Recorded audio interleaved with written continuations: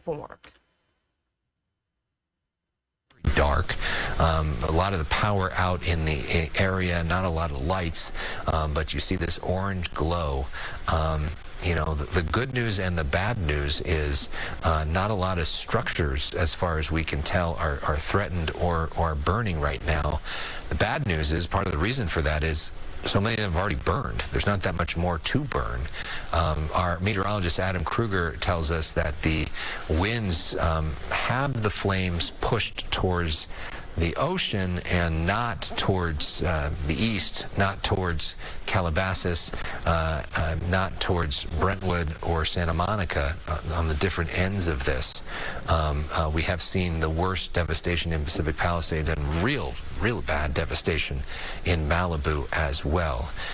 So we're seeming to move into a different phase of this, at least for right now, not the sort of wild, completely out of control, we don't know what's happening phase, but more something like we would see in a quote-unquote regular firefight, where firefighters have air resources to be able to get things under control. The winds are not quite as crazy. They have a lot of people here deployed that can get on things, and so if we do have a fire break out, it's more likely to see like what we had in tonight, the Sunset Fire in Hollywood, which is basically you're able to throw a bunch of resources on it real fast, and then you end up knocking the fire out before it starts burning structures, as compared to last night where they weren't able to do that, and these fires just ran wild where there was literally nothing they could do. They didn't have air resources, and in some cases they didn't have water coming out of the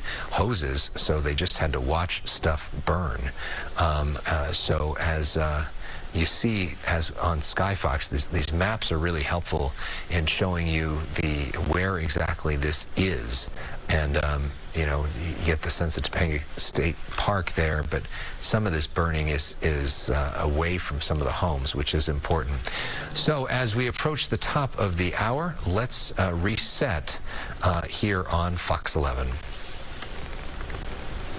House after house, for block after block, destroyed. Since 6:30 until 2 a.m. with my garden hose, there were no firemen. The entire neighborhood is burnt down, begging anyone to help put out this fire. This is insane. This is probably the craziest thing I've ever seen in my life. There's a fire and there is nothing being done. It's terrifying. There's no water north of Woodbury.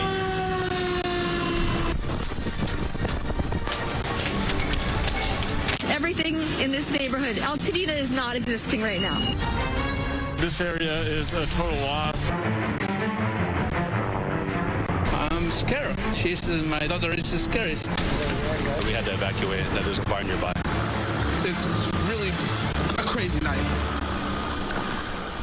Good morning now, and welcome to Fox 11 News. We are continuing our live coverage at 1 o'clock in the morning. So often, if you join us at 1 o'clock in the morning here on Fox 11, we rerun an episode of our Fox 11 News at 10 with myself and Christine Devine. Tonight we are on live for our continuous coverage of the several wildfires that are burning around Southern California. In a moment, my colleagues Sandra Endo and Brooke Thomas will take over our coverage. I'm Alex Michelson. I began my coverage at 1 o'clock in the afternoon, and we are still going now at 1 o'clock in the morning. We have not taken a commercial in several days here on Fox 11 as we cover this crisis. Let's get you up to speed if you're just joining us here in the middle of the night. Wildfires raging across LA County, forcing mass evacuations. At least 7 fires that we have seen in different areas, including Pacific Palisades, Sylmar, Hollywood, near Pasadena. Hundreds of thousands of residents have been ordered to leave their homes as flames threaten at least 28,000 structures. Santa Ana winds have been fueling all of this. Thankfully, right now, the winds not nearly as bad as they were. Power outages adding to the crisis. According to Southern California Edison, look at this map. Over 3 million people without electricity in LA County this afternoon. Big fire broke out tonight on Sunswept Drive. This is in Studio City. 4-story home. Look at it collapse here. We covered this live on our air during our 9 p.m. hour. Good news here, nobody hurt. And firefighters were basically able to contain this to a few homes, and it did not spread into the entire community. Still don't know the cause of it. Meanwhile, we saw a big fire tonight in the Hollywood Hills. The Sunset Fire burned 60 acres. Good news is here, it did not spread. We did not see any structures burned, and most of the evacuation orders have now been lifted. So some scary moments in Hollywood tonight, but it looks like the worst of that fire is now over. Meanwhile, Palisades fire, worst situation here. Burned more than 17,000 acres, more than 1,000 structures destroyed, probably numbers higher than that. Still at 0% containment. Tens of thousands of people remaining under mandatory evacuation orders, more than 13,000 structures still threatened. Then there's the Eaton fire. At least 5 people died in that one. Still don't know how they died. At least 100 structures have been destroyed there. Over 10,000 acres, 0% contained. We've been watching, real devastation. The worst devastation in all this we've seen is in Pacific Palisades, is in Malibu on PCH, and in the community of Pasadena. And then there's the Hurst fire. This is in Silmar. This one not as bad. More than 800 acres, 10% containment. So they are building the containment line around this one, and not seeing the devastation there that we are seeing in some of the other fires. So we were just talking about Pasadena. Christy Fajardo has seen some of the worst devastation, including an elementary school. She continues her reporting in the 1 a.m. hour. Christy, good morning to you. Good morning, Alex. It's actually a middle school. We're standing in front of Charles Eliot Magnet Art School, and you can see how much it has been damaged. It has been hollowed out. This is a 2-story building. The roof has collapsed. There's no longer a floor separating the two. But I want to pan this way because what is still standing is the iconic tower. And this was actually built in 1931. So this school has survived the Great Depression. It has survived earthquakes. And sadly, though, the Eaton fire did quite a bit of damage to the school. It looks like one building over is still standing, and I could see what looked like costumes in a window, so perhaps that building is intact. I couldn't see any damage, but that doesn't mean there isn't any. And firefighters were back there. They were trying to defend that building. But what really dawns on me looking at this and driving through this neighborhood today with so much devastation, that it is highly likely that many of these students also lost their homes, because there is street after street that has been completely leveled, where there are no longer any walls. In fact, the only structures that are standing are chimneys. And on Lake Avenue, we saw business after business also destroyed. We watched as the Aldi food market burned. There was also a B of A that burned, and hopefully those companies can transfer the employees to other locations. But there were also so many small businesses that were burned also to the ground. And in some cases, there was really nothing left. I couldn't even tell what type of business. We saw one that the only thing that was left was a sign of a tooth with a smile on it, so we can guess that was some kind of dental practice. There was another that that was a dry cleaner or a laundry. And there was also several that looked like restaurants where we could make out an oven, but everything else around it was just burned to the ground. And so this could be a very terrible trifecta for some of these students. They might have lost their homes, their school, and their parents, possibly their livelihood. So this is not going to be easy for them to rebuild. And sadly, we're talking about middle schoolers, so 6th, 7th, and 8th grade, kids that are between the ages of 11 and 14, just depending on when they were born and when they entered school.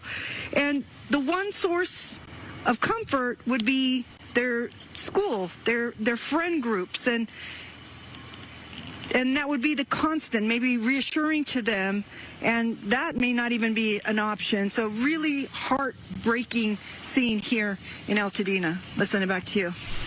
Christy Fajardo, thank you. And in terms of what you're seeing, are you seeing any sort of active flames? Are you seeing any structures threatened at this point, or are we kind of out of the woods on that? No, if we pan that way, there is still active flames. That's the glow that you're seeing. And if we walk this way, and just bear with me, we can pan through there. You can see the glow of flames there too. So there's still active flames here at the school.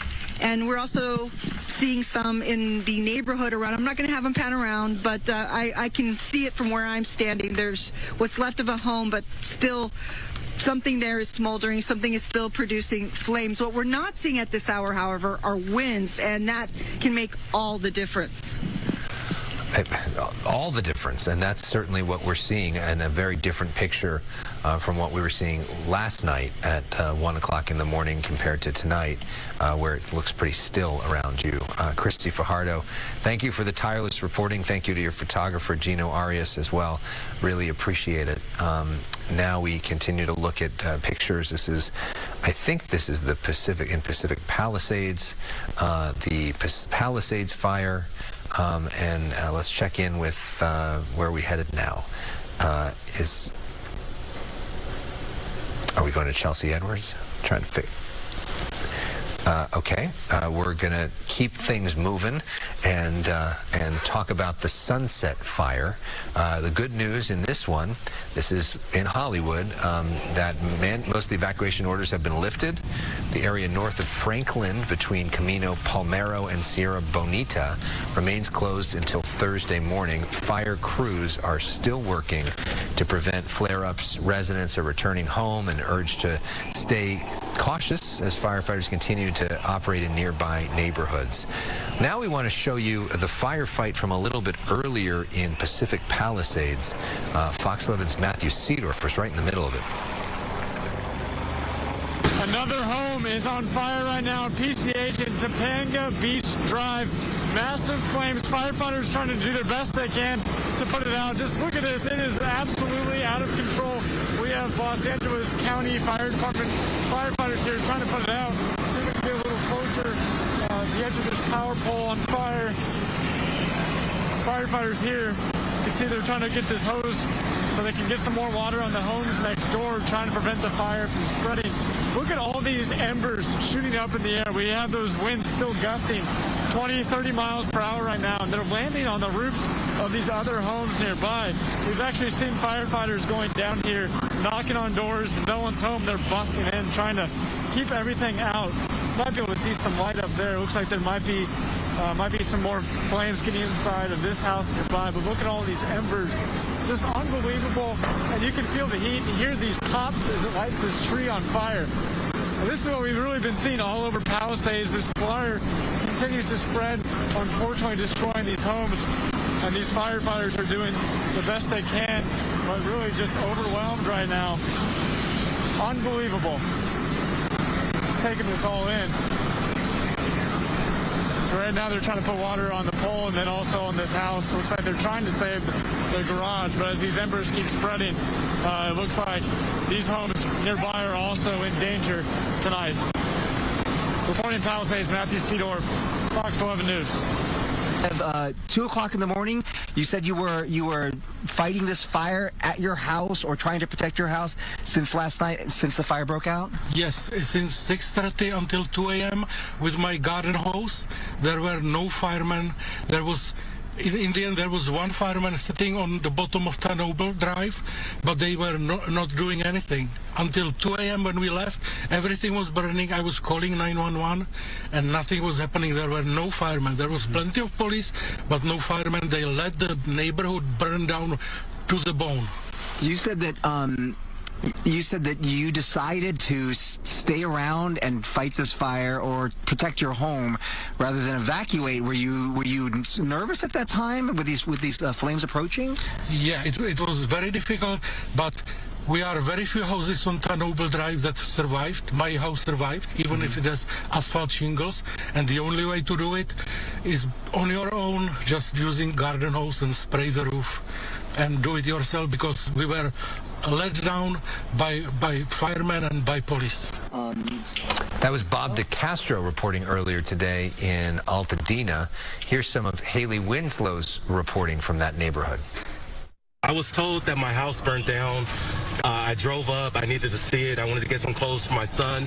The entire neighborhood is burnt down, but somehow my house does not even have a scratch. There's no fire damage. I went in, but the house next to mine is still on fire. So I'm going around begging anybody to come put out that fire to protect my home. Because there's no water. There's no water pressure. I tried to turn on the water myself. I would have tried to put it out, but I have no water pressure, so I have no way of putting it out. So you and your wife are just trying to go get bottled water?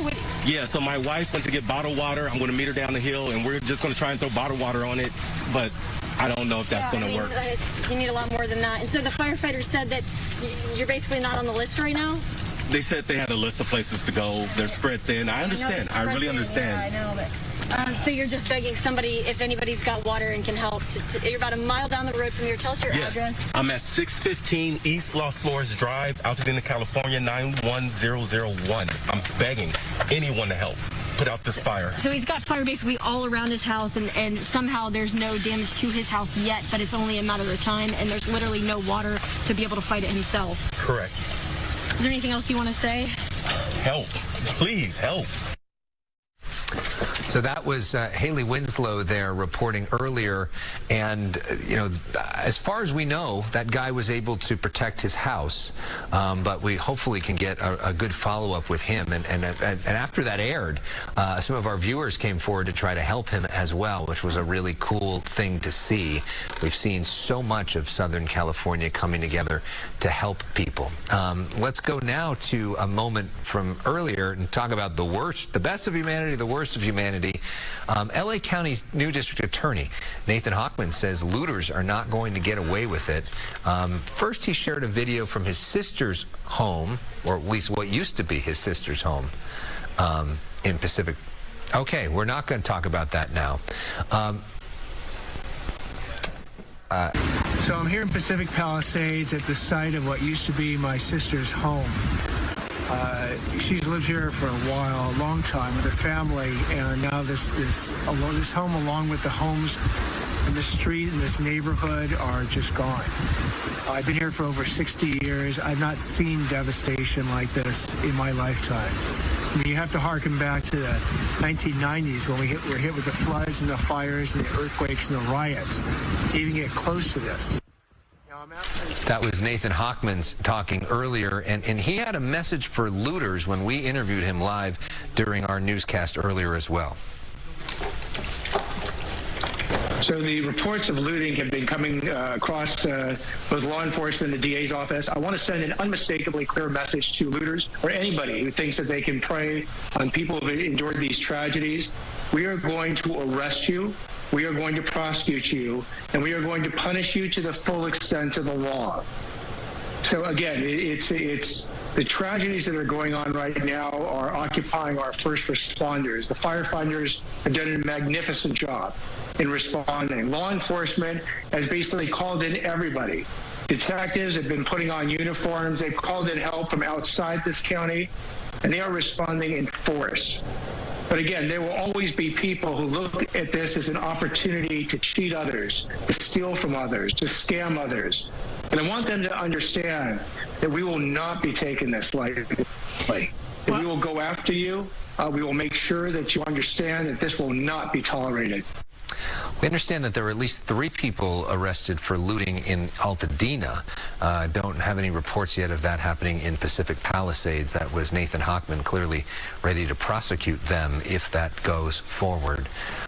So that's been part of our coverage today. Also, we want to go to this. We talked with George Whitesides, the newly elected congressman. Here's some of what he had to say. I think that the combined damages Alex, will be, well in the tens of billions for this. This is one of the largest disasters that California has ever suffered. And that support from the president is going to be absolutely crucial. He made an extra commitment, I think, going above and beyond. And I think that is going to be super important to, our communities recovering from this, which will take, let's be honest, years. What are you hearing, Mr. Whitesides, from your constituents? What do they need right now?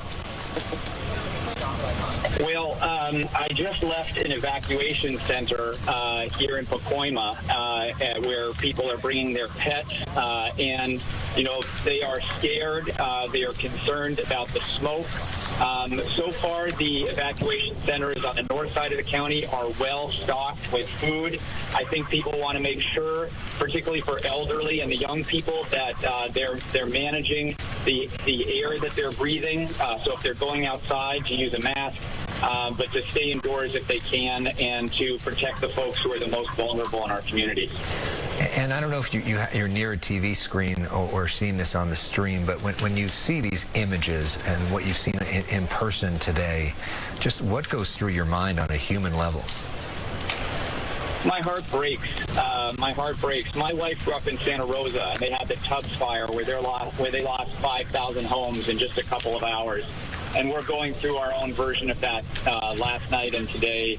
And it just, there was a story that the fire chief told of telling one of his best friends that his home had burned to the ground with just the chimney remaining. And it just breaks your heart. And we just have to work as hard as we can to help these folks get back on their feet for the long recovery ahead. George Whitesides joining us earlier tonight. Now a live picture you're looking at from Skyfox. This is the time of night or morning that we toss things. Sandra Endo and I did a toss to each other 12 hours ago. And so now this is the end of my day and the beginning of your day. But as I say good night or good morning or whatever time it is, I just wanted to give a shout out to all the firefighters who are working so hard protecting us, and to our field crews who have worked so hard as well every day. And I will see everybody later today, but now to Sandra Endo, Brooke Thomas, and the continuance of our coverage. Thank you so much. So as KTTV, Fox 11 LA, as they switch out their anchor team, I want to continue to give you live compelling images that come into our live now from Fox Studios. You're taking a live look out in Pasadena, California, here at 419 on the East Coast, and you can see those fires continue to rage. Sad news as lives have been taken from these deadly fires, at least 5 confirmed deaths this Thursday morning. The time now 4:20 here on the East Coast. I'm Gina Francine. We have to take our first 2-minute commercial break of the hour. We'll be right back. Welcome back to Live Now from Fox. 3 minutes shy from the top of the 5 o'clock hour here on the East Coast. I'm Gina Francine, and we continue with that compelling coverage with Fox 11 LA detailed coverage as these LA County wildfires have turned deadly. At least 5 confirmed deaths. Let's continue to listen in. Just on that note, new District Attorney Nathan Hochman also let it known that you will be prosecuted to the fullest extent of the law, anybody who is looking to prey on the victims of these fires. That's right. And I know a lot of people looking for information out there in the impacted areas. So here are some apps that you can use to keep yourself updated with the very latest information about the wildfires and all those evacuation orders and the centers if you need relief. So first, go to the Fox Local app. We have live coverage for you and bring you the very latest information from all the news conferences, from officials, to live pictures of the fires as well.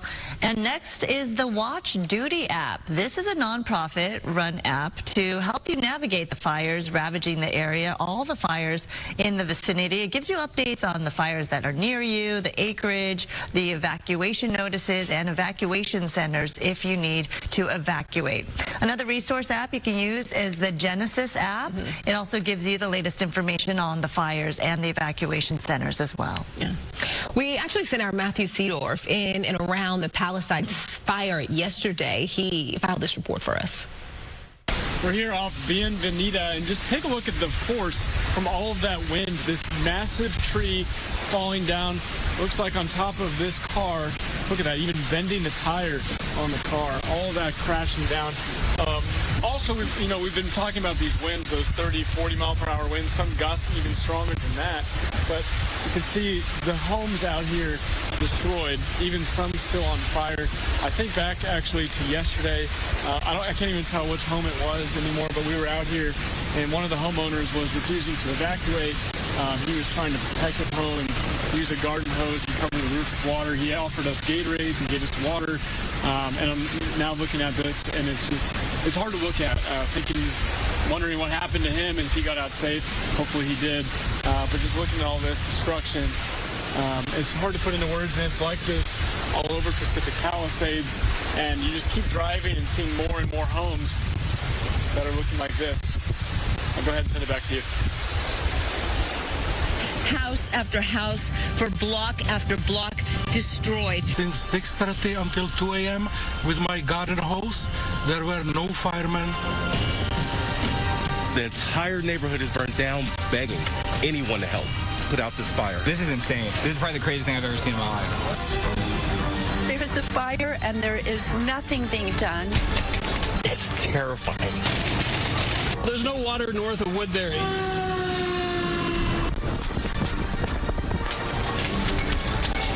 Everything in this neighborhood, Pasadena is not existing right now. This area is a total loss. I'm scared. My daughter is scared. We had to evacuate. There's a fire nearby. It's really a crazy night. All right, it is 2 a.m. this Tuesday morning. Thank you for choosing Fox 11 for your coverage. I'm Brooke Thomas here with Sandra Indo. This is a live look here at the Eaton fire. This has just been, nothing less of a horror show. That's right, and the Eaton fire, as we look at it, the acreage is right now being reported as 10,590 acres in size, zero containment at this point. There are a number of night-flying helicopters responding to the Eaton fire at this moment. A third air attack has been requested, a third night-flying helicopter now en route. So certainly the firefighting continues in the overnight hours, despite the darkness, despite the stillness of the night.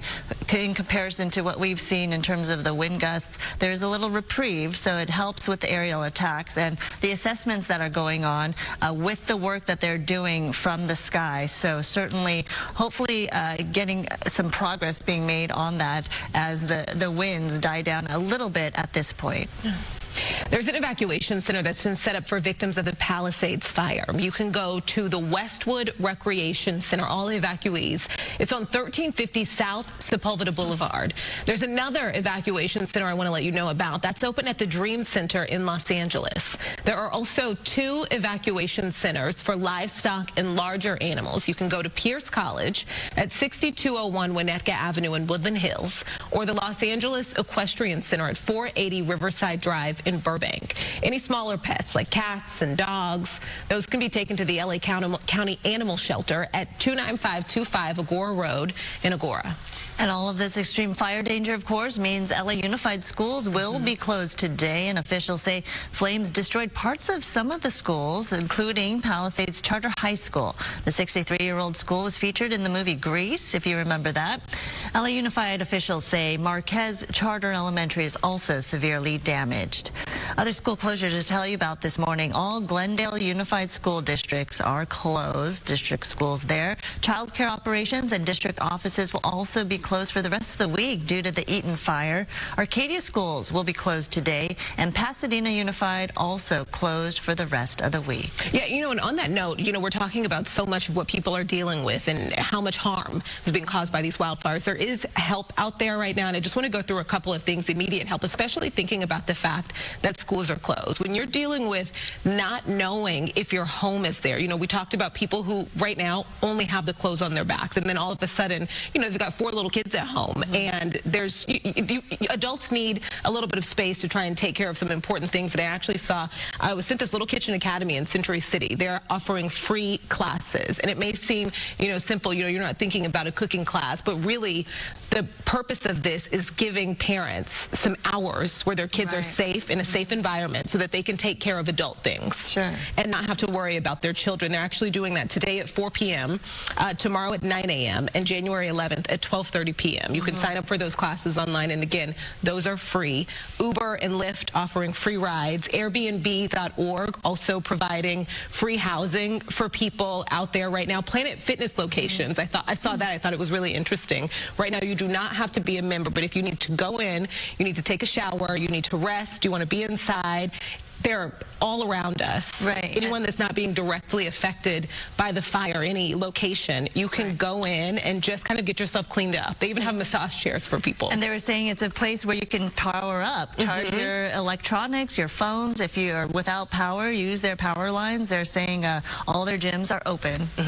For Yeah, so who again, needs it. it's free. You do not have to be a member. They're doing that, I believe, until January 15th as of right now. So just stop in one if it's closer to you, and you can take a shower, charge your phone, and just take a little bit of a rest.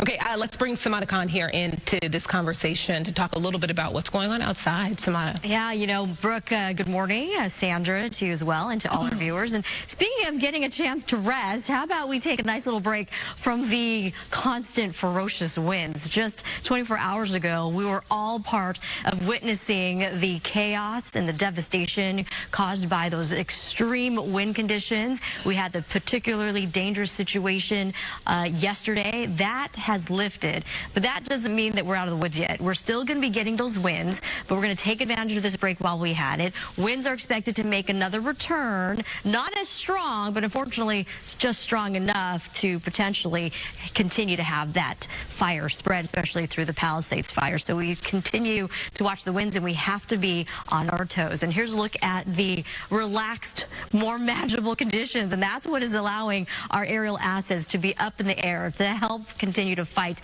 these local fires that are very active, not just for Pacific Palisades, but also the Eaton Canyon fire, the Hurst fire, and all the other active fires that are working right now. Current winds, 0, which translates to calm conditions, 3 to 5 mile-an-hour winds from Camarillo to Oxnard. And look at this from areas of Santa Clarita out towards much of our valley communities. Nice to see that we're looking at light winds all the way down the Santa Monica mountain ranges.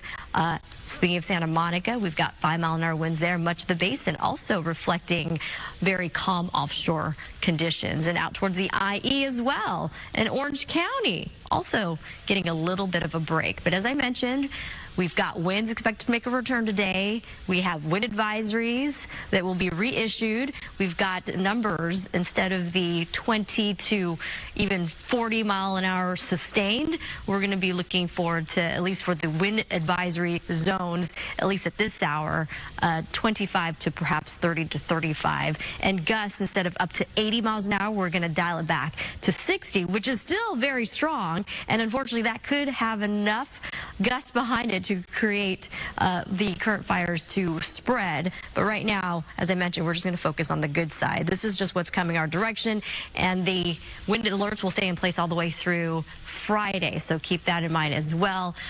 Red flag conditions due to the gusty winds. We are still very bone dry. Relative humidity levels right around 8 to even 12%.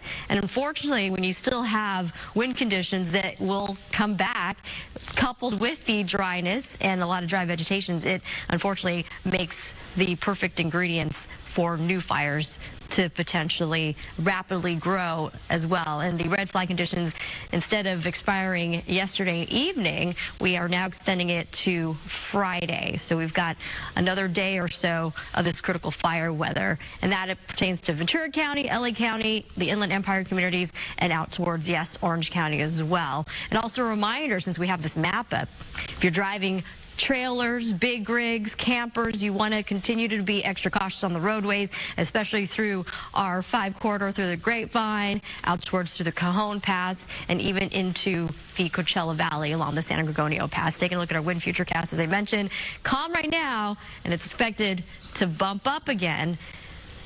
We have got to be on our toes still, but we'll take the break where we can get it. Right, Sandra, Brooke? We sure will. Thank you, Samada. Let's go to our own Gigi Graciette, who obviously covered this fire, this Palisades fire, for hours and hours yesterday. She's actually already 2:08 this morning on her way back to the same location this morning. Gigi, we have you on the phone here, right? Yes, good morning, Brooke. Good morning, everyone. We are on our way, and to sort of speak to what Samara said, we've made our way through the Santa Clarita Valley, through the San Fernando Valley. As we move into the west side, we are seeing and feeling no wind whatsoever, a much different scenario than what we saw yesterday, Brooke. Gigi, can you talk to me a little bit about, what you're seeing? How close are you right now? We're on our way. We're on the 405, so we're making our way to the fire right now. But I can tell you what we saw yesterday, and that was complete destruction, devastation. You had a fire official on yesterday from LA City Fires, I believe, that described it very apropos, which was catastrophic damage. Yeah. I mean, we're talking about the center of the city, what we consider, the city square, sort of, our supermarkets. Brooke, our churches, the public library, right. All of that burning, all of that, Gelson burned to the ground, Ralph's supermarket burned to the ground. We're talking about Corpus Christi Church, which, if it wasn't entirely burnt, sustained heavy damage. And we spoke to the Archdiocese yesterday, and they were trying to get someone in there to confirm that the fire had indeed moved into the sanctuary.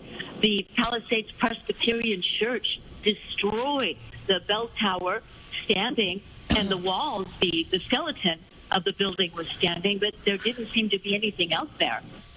Yeah, Gigi, we're looking at video right now of all the devastation that the Palisades fire has created for that community. Virtually the whole town just leveled to the ground after being up in flames. And you were reporting quite extensively on the community along PCH, the mobile homes there that have been completely destroyed. And those are the homes of so many people, that tight-knit community there. You spoke to a resident who lost everything, and coming back to see the debris that was left behind, and a single American flag still standing strong, flying in the wind. I have to tell you, Sandra, that brought tears to my eyes, and it also brought tears to Andy Rocker and his wife, Rosanna, and they're the ones who lost a home there. And Rosanna, I had just posted on social media, that our flag was as resilient as the people who call Southern California home. And it's funny because Rosanna came up to me on her bicycle. They were touring the mobile home park where over 180 mobile homes were leveled. I don't think there was one that actually survived the Palisades fire. And Rosanna came up to me and she said, "Did you see the flag? It's as strong as we are, and we'll rebuild, and it's as strong as we are." And I said, "Oh my gosh, I just posted basically that same message on social media." That American flag, very symbolic.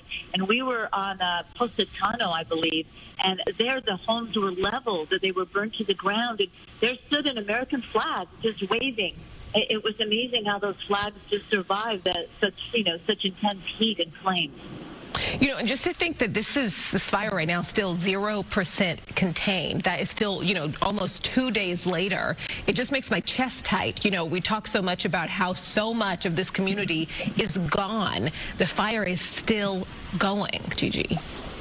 And the damage assessment teams, Brooke, those are the people that will come in and they will physically walk block by block and log. They will log, has a home sustained smoke damage, has a home sustained damage, or a business, or is a home or a business totally destroyed. And we've spoken a lot about homes, and obviously our focus is there. But let's keep in mind our business owners. And we're not talking about, Chase Bank and Ralph's, major conglomerates. We're talking about hallway cleaners that I saw burning yesterday, the small Thai restaurant on Sunset and PCH that was burning yesterday. Those most likely are small, family-owned businesses, and they will be severely affected because their livelihood has basically been shut down. Right. So our hearts go out to all the business owners also. We saw entire buildings on our way out as we made our way through the village of the building where Chase Bank is. There was a small medical clinic there. And let me tell you, and let me just sort of divert my attention here. We had a fire off the 405 yesterday, too. And we are driving by, and we see a lot of units still staged here near the 405 freeway. So Los Angeles and its surrounding communities, Pasadena, Sylmar, they have been hit so hard. And Brooke, I think Brooke and Sandra, when everything is said and done, I think almost all of us are going to know someone affected or know someone who knows someone. Personally, yesterday I heard that 2 of my friends lost their home in the Eaton fire, Pasadena. These are women and their families who have lived a life of service, a school teacher, Los Angeles County employee. They've worked their entire lives to be able to retire in their family home, and their homes are now gone. I'm so sorry to hear that, Gigi. That is... Yeah. I think we're all going to hear of someone that we know that has been affected if we don't know them personally. Right, absolutely. And when you talk about the size and scope of the Palisades fire, Gigi, just to put it into perspective, I mean, wrap your mind around this. The acreage in terms of how it's burning right now, it's up to 17,234 acres burned. And the size of Manhattan, Gigi, 14,604 acres. So we're talking about a fire that is bigger than the size of Manhattan, New York. And you know what, Sandra, yesterday I spent a considerable amount of time with our Fox affiliate in New York City. Of course, New York and Los Angeles have a lot of ties, business ties, personal ties, and they had a very strong interest in what was happening here in Los Angeles. A lot of folks in New York really glued to their television sets watching what is happening here. You know, Gigi, since, you were out there all day yesterday and you were able to see this, just firsthand, I saw something interesting, someone talking about, how typically when there's a wildfire in our area, they get calls from people around the country saying like, hey, we're checking on you, are you okay? And not at all to say that wildfires aren't always, devastating, but I think sometimes so many people here feel like, you know what, we've dealt with this, I'll be okay. And he actually said, he tells people all the time, like, it's bad, but I'm going to be okay. It's not as bad as it looks like on TV. But now he's telling people it's even worse than you can tell on TV. What would you say to that? Brooke, I mean, it's like you're reading my text messages. Oh. those are exactly my text threads to friends in Pennsylvania, to friends in Central America, to friends in Florida, friends around the country. My family in Portugal that was watching our live coverage yesterday, our streaming coverage on the Fox app. I was telling them exactly what you just said. It is worse in person. Imagine driving for block after block after block where there are no houses standing. They have burned to the ground. These are entire communities. Other blocks, there is one home standing. I mean, can you imagine how that family feels? They're counting. I imagine they'll count their blessing. Their home was saved for some reason. I mean, we see this happen with fires all the time. They hopscotch because of the erratic winds. They will burn one house. The next house will be saved, and then all the other houses will be burnt to the ground. But imagine their remorse at now not having a single neighbor. Their whole block just gone. Yeah. They're the only ones living there now. It is unimaginable. At times it looked like an earthquake had happened. I mean, we saw apartment buildings demolished and still burning. And we saw the frustration, Brooke and Sandra, in the firefighters' faces as they stood helplessly. Some of them didn't have water to put on the fire.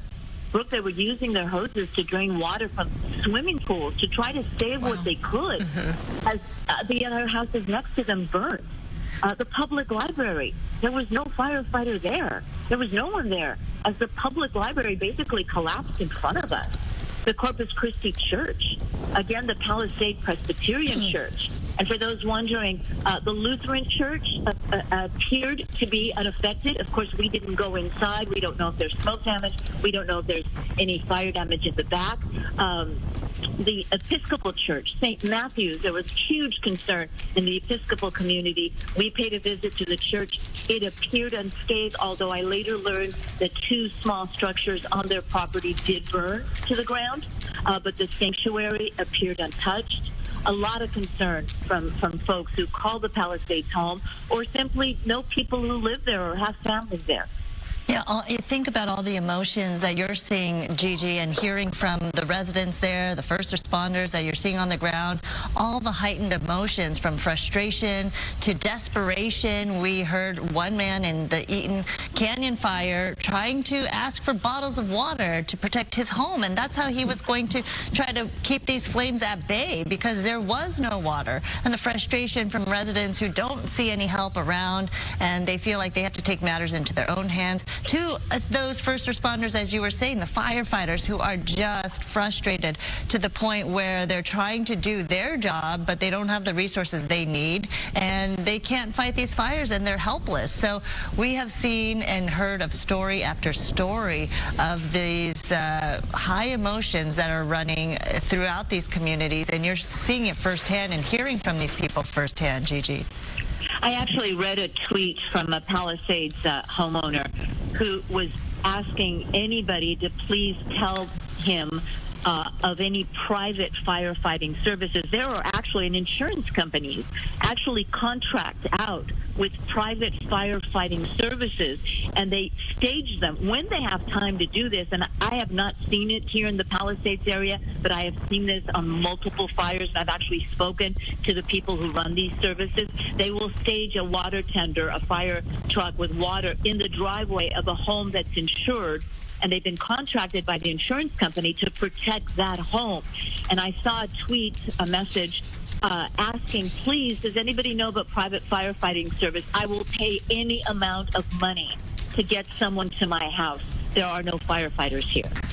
So I don't know if that person found somebody or not. And by the way, we're making our way down Sunset Boulevard, and I already, between the 405 and Palisades, and I can see the hills are on fire. And I know you had Skyfox up, and we saw the glow of that fire. We know they were fighting the fire near Payuma, obviously trying to control the spread into the Calabasas, Agoura, San Fernando Valley area. They were fighting that vigorously late last night, and you can see the glow of the fire. And, of course, all the streets here are shut down. We're going through a checkpoint right now here on Sunset Boulevard. The LAPD has it shut down. Good morning, officer. I'm live on Fox 11. We're covering the fire. Okay, there's a checkpoint here, and they're asking for our credentials, even though we're in a live satellite truck right now. LAPD has the streets closed off. Of course, they're doing their best to keep out people who don't belong in the area. Obviously, we always see looters and things like that, so they're working really hard to keep them out. Yeah, thank you, officer. Speaking of the people trying to get into the area, right, looky-loos, even though this is happening. That want content or to see, survey the scene, or, people who are desperate to try to find out if anything is left of their property and their homes. Now's not the time to do it. Please wait for officials to let you go back into the area, because there's work to be done. They are still trying to get a handle on this fire, so now is not the time. Even though you think there's a lull in the wind and maybe we could go back and maybe try to scope out your property or what's left, this is not the time. Please listen to officials. The evacuation orders are still in effect. And the conditions are extremely dangerous. Brooke and Sandra, as we made our way down I believe it was Bienvenido. It was as we made our way to St. Matthew's Episcopal Church. The wires down. Oh my gosh, there were wires down everywhere. They were de-energized, luckily, and we were able to make our way very gingerly, very carefully. I'm with photographer Tony Butita. I think we're losing you there a little bit, Gigi. These fallen. All right, it seems like the signal went out with that report with Fox 11 reporter Gigi Graciette, and you can see why, giving you a live look at Mount Wilson, California, here at 522 on the East Coast, 222 on the West Coast. A signal scarce, and over 300,000 people in the area waking up without power, and our crews there at Fox 11 LA not immune to that. They're not able to work around that because everyone is being impacted. We're going to go ahead and take our first 2-minute commercial break of the hour. We'll be right back. Welcome back to Live Now from Fox. I'm Jeanne Francine. As we continue with this compelling coverage, right now I want to give you a live look out in Hollywood Hills, the Sunset Fire in that area forcing evacuations. You can see why on the left side of your screen how windy it is on this Thursday morning. We know our content partners out at Fox 11 LA, they continue with this compelling coverage, keeping your safety top of mind. Let's continue to check in with them. I just cannot imagine the many children who are dealing with this and, in the days and years ahead, these memories and what they're going to have to kind of work through. You hear an alarm and all of a sudden it takes you back to this memory. That's right. And I'm thinking about all of the kids who, their parents had to say, okay, it's okay. We've got to get out of the car. We've got to walk through this smoke. We've got to run here. That's You can hear the panic in your mom and dad's voice. And I'm just immediately thinking about how hard, these days and the days ahead are for the little ones. And the children who aren't at school because of all of this, whether the school has been damaged in these fire zones or for the fact that LAUSD schools are closed and kids may, want to get back to a routine and they don't have it at this point because of these devastating fires. And then, all the questions that they're asking and the fear in their minds as a little child, will our house be okay? Right. Will I be okay? Will my school be okay? Will my friends be okay? So it definitely has an impact and a domino effect all throughout this area, whether you're in the fire zone or not, for these little children especially, as you mentioned. I think we have Stu Mundell, I believe, live up in Sky Fox. Stu, good morning. Talk to us. Where are you? What can you see? Hey, good morning, you two, and definitely looking at that Palisades fire. Now, we're off at a distance. Actually, Skyfox pretty much just directly over the Brentwood area and over the 405. We're not allowed in because of the TFR, but that TFR in effect still. But right now, at this moment, no aircraft fighting that fire. The reason why I'm doing that wide shot where you can actually see the moon out there is to give you an idea about the smoke this morning, because it is a lot less, but that fire is still very, very active down there. It is burning away from a lot of those homes, but we did see that shot on the ground there just moments ago. There are still plenty of homes in that Palisades area still burning. Devastating to see. But take a look at this. That's going to be all that vegetation up on that hillside, and it continues to burn up here. And the fire department, they're doing what they can to keep these flames in check. The winds much less today, and that is going to be a huge help for those firefighters. This is going to be the time where they can actually start making those efforts to get these flames under control. Looks like a moonscape down there. You can see all those hot embers, a lot of those hot spots. Again, though, this is up in the Chaparral areas. This is up on the top of those mountains out there, the Santa Monica Mountains. So you probably can see some of this glow from the valley. But as it stands right now, we're still talking about 17,000 plus acres, pushing that 18,000 acres out here at the Palisades fire. As we took off this morning from Van Nuys, I did do a scan of the area. The Eaton fire still very active out there, but a little less flames are being seen, at least from the valley this morning. And of course, that Sunset fire, the one that broke out last night, as I understand it, Dylan, my pilot this morning, the one that actually called it in, the guy that said, hey, you know what, we've got something burning over here. He's one of the first people that called, and maybe there were some 911s, but you know what, very proud of him indeed. That fire definitely under control, but right now the Palisades one, that seems to be the one still burning out here, very devastating, waiting for that sun to rise, because I definitely want to start seeing that some of that areas that have been devastated by the fire. I'm told that it is apocalyptic to see from the air, and actually waiting to see that myself and to show it to the folks at home. Sending it back to you all. Right, Stu, and your perspective is just quite eye-opening, because we've been talking about the enormity of the Palisades fire, larger than the size of Manhattan,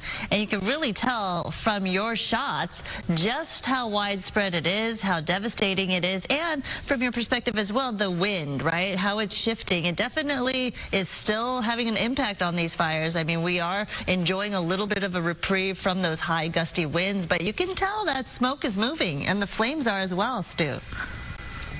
Definitely, Sandra, the smoke, the winds are really, I mean, even though we haven't been in the air, or I haven't been in the air that much since this fire started, the winds have been what I've been watching. And that Eaton fire, that is going to be definitely a concern, because if the winds definitely shift, it might be pushing it away from the Altadena area, but it's going to get up into the Angeles. And I'm sure firefighters, as well as I, can just do the math right there. That is going to be a very dangerous situation. Out here, though, you can see a little bit of that smoke, like you said, Sandra. Sandra. Still kind of pushing it towards the same direction, but it's moving from the valley towards the shoreline. That's what those high winds or the crazy gusts were giving us for the most part during those Santa Ana events. But right now it is much lazier. That's probably the better way to put it, but it's still very devastating. Even if this was just the fire that we were looking at, this would still be a lot of fire for those firefighters. And of course, you can see it right there, those winds kind of pushing it over towards the ocean. A lot of hot spots, a lot of vegetation still out here.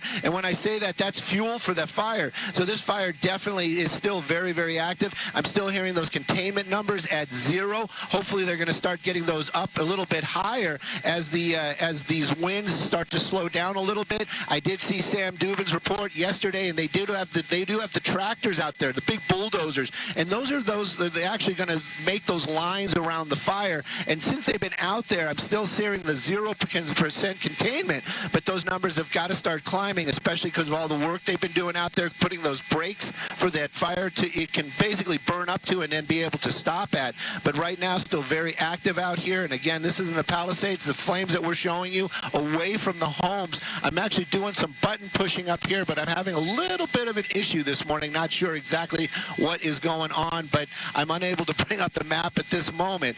But because I wanted to show you where the shoreline is, where Gigi's at down there over by the actual shore. That's going to be way down over in this area over here. So those flames quite a distance from the Pacific Coast Highway. You can see some of those red embers right there. I would venture to say that that is probably one of the structures that are burning. And of course, you can make out the red lights. Those are going to be the fire trucks. But those are way at a distance, and that's going to be out by Pacific Coast Highway. So you get an idea of all the distance between there. And something else that's very eerie that when you think about it, and it's something that I'm more used to than most of the people watching, is usually you'd see lights on down there. You'd see a lot of like what you're seeing in the foreground right here out towards the Palisades area. All that is off, probably due to the power being out, but the wires down and etc. So it is a very eerie situation. And of course, that devastation, thousands of homes, or at least 1,000 homes burned. That is, it's quote unquote apocalyptic. And as when the sun starts to rise and the smoke is not going to be there, hopefully we're going to get some pictures of that as well. Stu, we actually just got another evacuation order in. This is for the Sunset Mesa area. The order is to leave now. Now, obviously, you know, it shouldn't have to be said how important it is to listen to these orders and get your family to safety. Stu, I just, you know, I think what's great about our team here is so many people here have been here and been able to see so much, you know, history in our area when it comes to tragedies, unfortunately. But can you talk to me a little bit about the differences? Because I'm hearing so many people say, you know, this is the worst they've ever seen, and this is obviously the worst I've ever seen, but that's easy for me to say. I'm still, I think, fairly new to Los Angeles.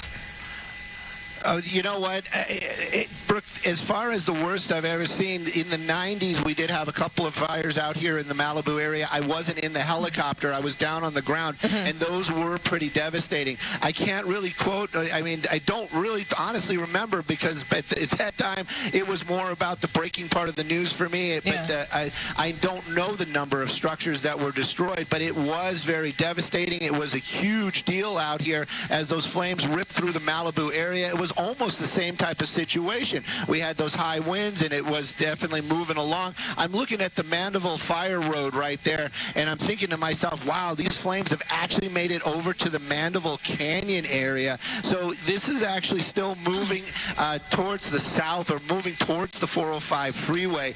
You know, when I say these things, I'm saying the general direction of. I'm not saying it is encroaching onto the freeway, but it just gives you an idea of the you know, we're talking about 17,000 plus acres. That is quite a lot of area to be burned. But again, it's still moving right now, making its way kind of southward. That seems to be the big portion of it. And then again, when we look way up over here, we've got a couple of hot spots. But I know that these in the distance out here, right by that shoreline, or what in this area right there, oh no, that is going to be vegetation. That is not homes. So yeah, there's still a lot of active fire out there in the Palisades area. And as far as history goes, you know, we haven't seen something like this in a long time, and I've definitely never seen neighborhoods like that Palisades neighborhood just being completely wiped out. I have yet to see something like that in the Southern California area.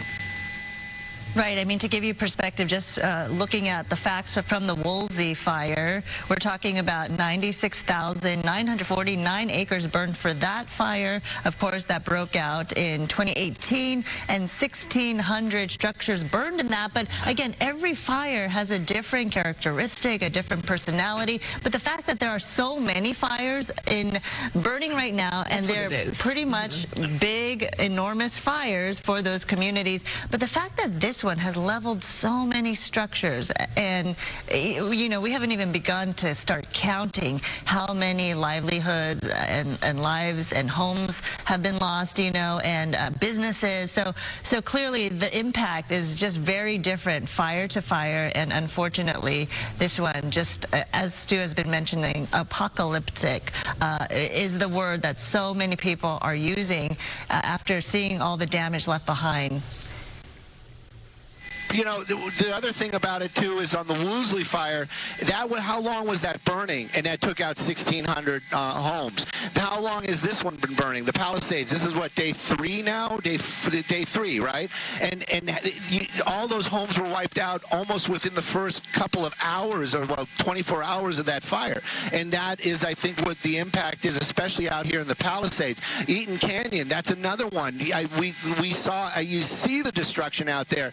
And also, in both those situations, these flames weren't just in areas where there were homes. These flames moved into areas where there's commerce. The Palisades, the commons down there, like what I would call downtown Palisades, devastated. As far as I could see from the ground footage, almost leveled. And then we saw yesterday at Eaton Canyon almost that same type of situation, where those flames were, yes, of course, they were in neighborhoods that were in with the trees, but those flames also, and those embers making their way into areas that were businesses, and all those businesses getting destroyed. Yep. Yeah, and these are the things, as far as the fires go in the southern Los Angeles area.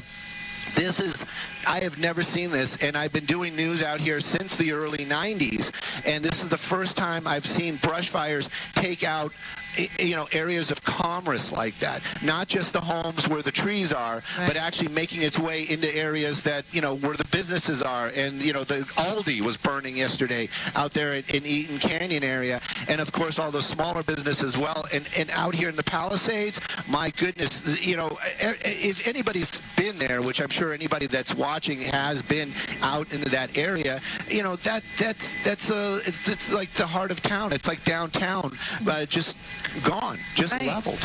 And we're taking a look at the fire. The Aldi's up in flames. This is the Eaton Canyon fire in Pasadena. And as you mentioned, Stu, you often talk about the urban wildlife interface, and that's usually where we see these fires break out, and the edge, the bordering edge of homes that are butted up against the wildlife interface. Those are the ones that are usually in harm's way and impacted. But this is completely different, sweeping through entire neighborhoods and even town centers. Yeah, and that, I think those are the things that makes this fire, and every fire is a little bit unique, but this one's so unique and so devastating to see that type of destruction in these areas. Like you said, these are not areas that usually would burn or would be associated with a brush fire. Yes, we lose homes because they are, like you said, that urban interface where you have like these beautiful homes up in these hillsides, and of course, you know, you have the trees, you have all the vegetation nearby, but these flames, and because of the high winds and those embers, were making their way into areas that usually would never even be affected by a brush fire or a vegetation fire, and now they're gone. Right, all these communities thinking they're safe because they're in kind of a more populated urban setting, but yet with these wind gusts that we've never seen before, since 2011 was the last time we've had such a severe windstorm warning like this. Now all these communities impacted, as we're seeing right now. Yeah, it really is devastating. I saw there was a drone shot from yesterday of one of the neighborhoods in the Palisades, and we fly this area quite a bit, and everything in my mind is usually seen from above. Like when I see an area, I can say, oh, I know that because, but I do know that area, and that is one of those spots where it is very populated, and it's one of those ones. It's not a morbid fascination. It is really, truly just, it is one of these events, and it's like when the sun comes up and we're in a little bit less smoke today, my curiosity is definitely peaked. I definitely want to see this stuff and document it from the air. And of course, like we are looking at this at the Palisades right here, in the numbers for the acreage much higher here, but Eaton Canyon, that Pasadena area, all those beautiful homes out there, and again, we were talking about it, the flames making their way out of the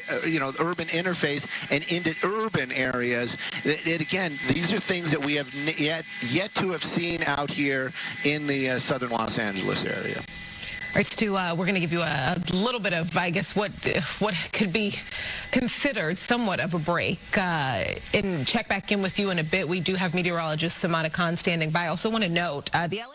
All right, so as they go to a quick break, I just want to fill you in. Stu there giving that aerial report. Normally when we have those high-speed chases or car chases, that's who you hear from the chopper. But truly compelling report that he gave, and then showing you that bird's eye view, how it looks on top as those wildfires continue to rage. And then again, if you're just now tuning in, I'm Jeanne Francine. A new evacuation order given on this Thursday morning for the Sunset Mesa area. Folks in that area are encouraged to leave so that they can be safe. Let's go ahead and go to a quick 2-minute commercial break. We'll be right back. Welcome back to Live Now from Fox. I'm Jeanne Francine. We've seen these LA County wildfires turn deadly, unfortunately. At this hour, at least 5 people confirmed dead. Let's check in with our content partners on the ground, seeing that they are interviewing a resident, seeing what they are dealing with at this hour. Circumstances could be, there's still not the help, there's not the strategy, and there's so many people who'd want to help. Let's just create a really good plan. Claudia, thank you. I appreciate your perspective, and I just want to point out that we just watched that car blow by us, and it's just so nerve-wracking to me because we had driven up from PCH, so going northbound on Topanga Canyon. There were multiple spots where you could not travel past in the lane without veering into the other lane. So again, the situation here, dynamic. What is dangerous is not just the fact that the fire is getting so close to Topanga and Topanga Village, but also the fact that this major thoroughfare is not going to be passable anytime soon. All right, good morning. I'm Brooke Thomas. We're coming up on 3 o'clock this morning. That's right. Thanks for joining us at this early hour. I'm Sandra Endo, and welcome to Good Day LA. We do have continuing coverage of the breaking news that we've been following, all the wildfires that are raging across LA County, forcing mass evacuations, and hundreds of thousands of residents have been ordered to leave their homes as flames threaten thousands of structures. We're talking about the strong Santa Ana winds that are fueling these fires, making containment difficult. The Palisades fire has scorched more than 17,000 acres, reducing more than 1,000 structures to ashes. Zero containment at this point, and the blaze continues to force tens of thousands to stay away under mandatory evacuation orders. There are another 13,000 buildings in the path of danger. Winds are driving multiple fires across LA County. In Eaton Canyon above Pasadena, 5 people sadly have died. This fire has exploded to more than 10,000 acres. Some 100 structures there are destroyed. Eaton is at 0% contained. Winds that drove the flames are easing at this hour, but as our meteorologist Samana Khan has let us know, that is just a temporary break. The Hurst fire in Sylmar has now burned 855 acres. It's now 10% contained. The fire started near the 5 and 210 freeways. This forced evacuations across the region. More than 44,000 people have been ordered to immediately leave their homes. Evacuation zones extend to Santa Clarita and the Newhall Pass. And the Sunset Fire has burned 60 acres in the Hollywood Hills. There is 0% containment at this point, and flames are pushing towards Hollywood Boulevard. Most evacuations, though, have been lifted, but areas north of Franklin Avenue remain closed until later this morning. Firefighters are monitoring for flare-ups, and residents returning home are urged to stay alert. An evacuation center is open at Pan Pacific Recreation Center. And a massive fire erupted last night in Studio City as well. You're taking a look at that. Flames engulfing a 4-story home on Sunswept Drive. The fire then spread to nearby brush and buildings in that location, and more than 50 firefighters quickly, though, brought this blaze under control. There was some damage to surrounding structures, but no injuries reported. Residents near Laurel Canyon Boulevard and Mulholland Drive, as well as Coldwater Canyon Avenue and Ventura Boulevard, are advised to remain prepared for possible evacuations. This extreme fire danger means LA Unified schools will be closed today. Every school. The officials say flames destroyed parts of Palisades Charter High School. Pali High, the 63-year-old school, was featured in the movie Grease. LA Unified officials say Marquez Charter Elementary is also severely damaged. Other school closures to tell you about this morning. All Glendale Unified School districts will remain closed, and child care operations and district offices will be closed as well for the rest of the week due to the Eaton fire. Schools will also be closed in the Alhambra, South Pasadena, San Marino, and Arcadia school districts. Also closed today, schools in Monrovia Unified as well as Pasadena Unified closed for the rest of the week. All schools in the Santa Monica Malibu Unified School District will also be closed. And schools will be closed in the Alhambra area, as I mentioned, but obviously the winds is a big concern. Obviously, we're going to be keeping a close eye on that, and Samana can tell us about the forecast that's expected for today. Yeah, good morning, Sandy. Good morning, Brooke, and to all our viewers with us at this hour. Finally, a well-deserved brief break from the winds, more on the relaxed side. A big difference 24 hours has made. Yesterday, we were witnessing the catastrophic hurricane-force wind conditions that drove these fires in these directions that unfortunately took out many areas across the Palisades, and the Eaton Canyon fire area drove those winds to rapidly spread, and the ember cast, very chaotic situation. But at this hour, as I mentioned, much more relaxed. But don't be caught off guard. Eventually later this afternoon, or should I say more midday, the winds are expected to make another return. It will be strong,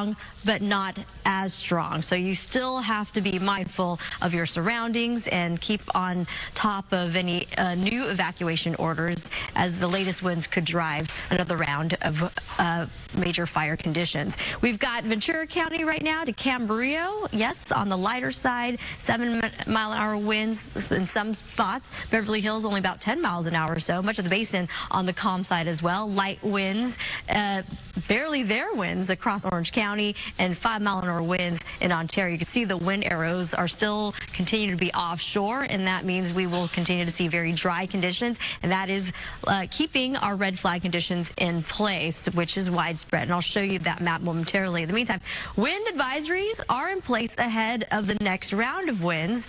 We're looking at gusts to 60 miles an hour rather than the 70 to 80 plus that we were witnessing yesterday at this time. Sustained winds on the way will be right around 25 miles an hour and slightly greater, and this does incorporate areas in Santa Clarita Valley, so please heads up and be extra cautious out there across much of the San Fernando Valley as well as the San Gabriel Valley, and that also applies to Covina, out towards the Santa Monica Mountains as well. Those descending winds continue to be a problem. High wind warnings is being reissued by the National Weather Service. This is for the Inland Empire communities, so it really depends on your location. Areas of San Bernardino, Fontana, Ontario, Crestline, some of our local mountain areas will be seeing gusts 65 miles an hour or more, and that also applies to Lake Elsinore down towards Temecula for the local roadways there. A reminder, if you are driving those big rigs, campers, perhaps rearrange your travels until at least later tomorrow, where these high wind warnings are expected to lift right around 6 a.m. Here's a look at our wind futurecast. Again, not bad at this hour, but eventually we'll see those contours that are highlighting the areas that are going to be experiencing the strongest winds once again. And these are more of the wind-prone areas, especially downwind through the Cajon Pass, out towards areas downwind of the Santa Ana Mountains. And if you are having plans to travel out to the Coachella Valley, Palm Springs, the 10 freeway will also be impacted by these stronger winds. Hence, that area also under high wind alert. Going into tonight, we will continue to see those winds affecting all our local fires that are actively burning. It won't be until late Friday that we'll finally get a big break, a well-deserved break, and the humidity levels will be increasing, so we're less in the fire danger.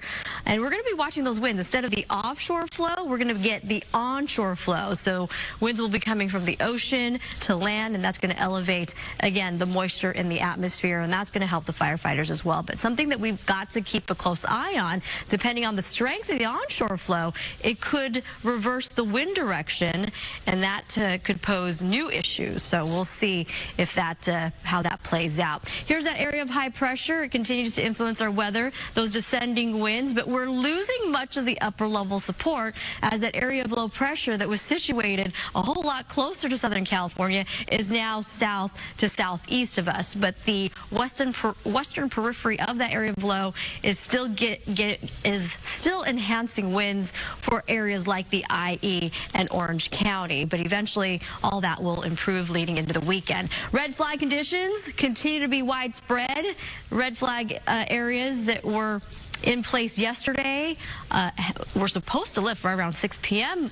yesterday evening. Unfortunately, we're going to extend it due to those winds. So red flag conditions, if a new fire were to ignite, it could rapidly spread once again, and that will be extended to Friday for much of Southern California outside of some of our coastal areas. So be mindful of that.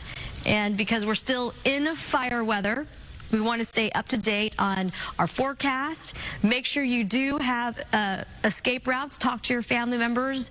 Find a meeting point if you do get separated. Have that communication plan in place and get ready and go kit with your papers, your prescriptions, of course, important documents, and life is the most important thing there. We've got to cover traffic-wise, and we're going to take you over to the Palisades fire closures. And the closures, PCH, both directions remain closed until further notice as firefighters continue to battle the Palisades fire. Malibu Canyon Road to the McClure Tunnel in Santa Monica and Topanga Canyon Boulevard also remains closed in both directions due to the red flag conditions. Here's a look from our camera here at the studio pointing towards, you can see the glow out there. That is the Palisades fire. So even miles away, we can pick up on the issues over there. Sandra, Brooke. Samantha, thank you. LA Mayor Karen Bass is under scrutiny. Earlier this year, she approved a budget-cutting $17.5 million from the fire department while increasing police funding by $126 million.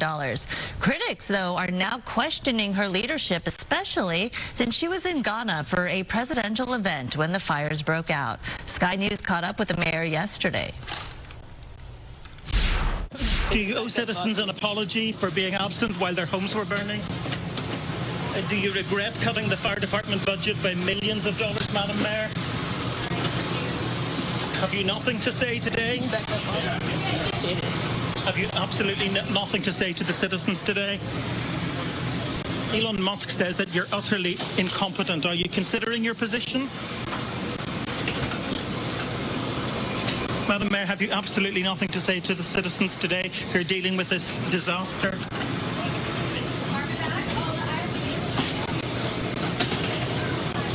No apology for them?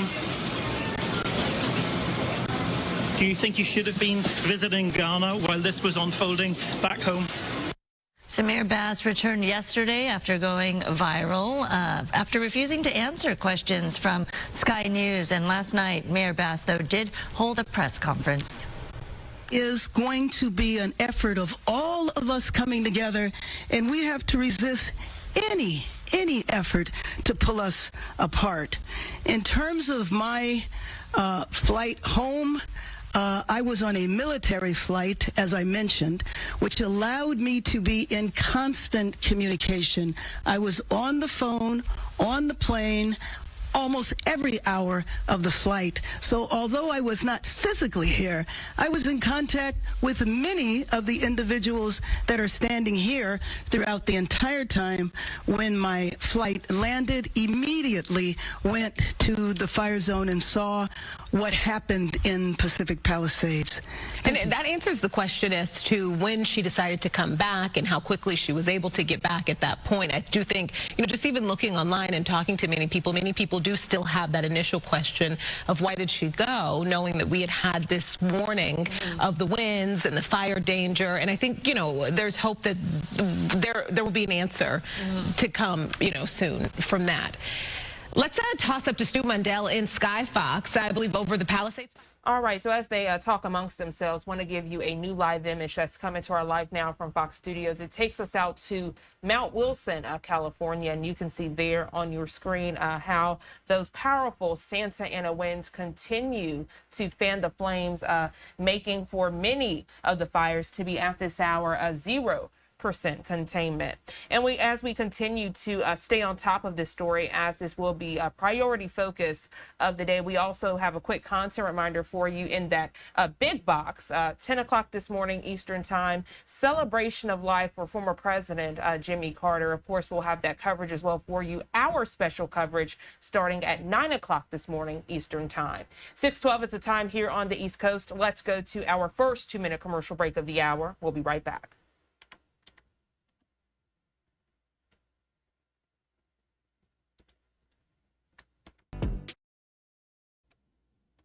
Welcome back to Live Now from Fox. I'm Jeanne Francine. We still have this powerful video image, so bringing it back to you if you're just now tuning in. This is a live look at how the Palisades fire is impacting communities, homes, people's lives on this Thursday morning. You can see fire atop of this home, but also on the interior, the garage completely demolished. The roof just hasn't caved in just yet. And then you can see that window there towards the right side of your screen, how that living room area is just burning in real time. People saying they are thankful to be alive, but they will miss the memories on the inside. Maybe it's a family Bible. Maybe it's a family heirloom. They say those things can't be replaced just like their lives, but they are thankful to still be here to tell the story. Many of these fires are not waning. Many of them still at 0% containment, and you can see why. Powerful winds, those Santa Ana winds, are still impacting the Los Angeles County area this morning.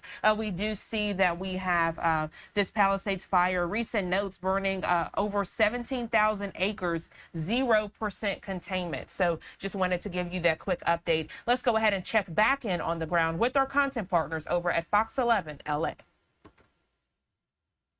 Not just the residential areas, but got into commercial areas as well. And that's something that I personally have yet to have seen in Southern California, doing news from the 90s. When we see these big brush fires that just kind of rip through neighborhoods, we're always talking about the neighborhoods. We always see like, oh, it's, it's not, but these homes were destroyed, and they're usually in this very urban area that is right up with the trees and things. But in this case, that was actual town that got destroyed. Have never seen that in the past, and that was definitely because of those crazy high winds. You kind of felt bad, or I personally felt bad for the firefighters, because how do you battle something like that? Samara talking about 87-mile-an-hour gusts through some of those canyons. I don't know if that is a record, but it definitely sounds as high as it could possibly get. And you think about it. How do you even stand in it, more or less fight a fire in it, and with those embers blowing, hopscotching around?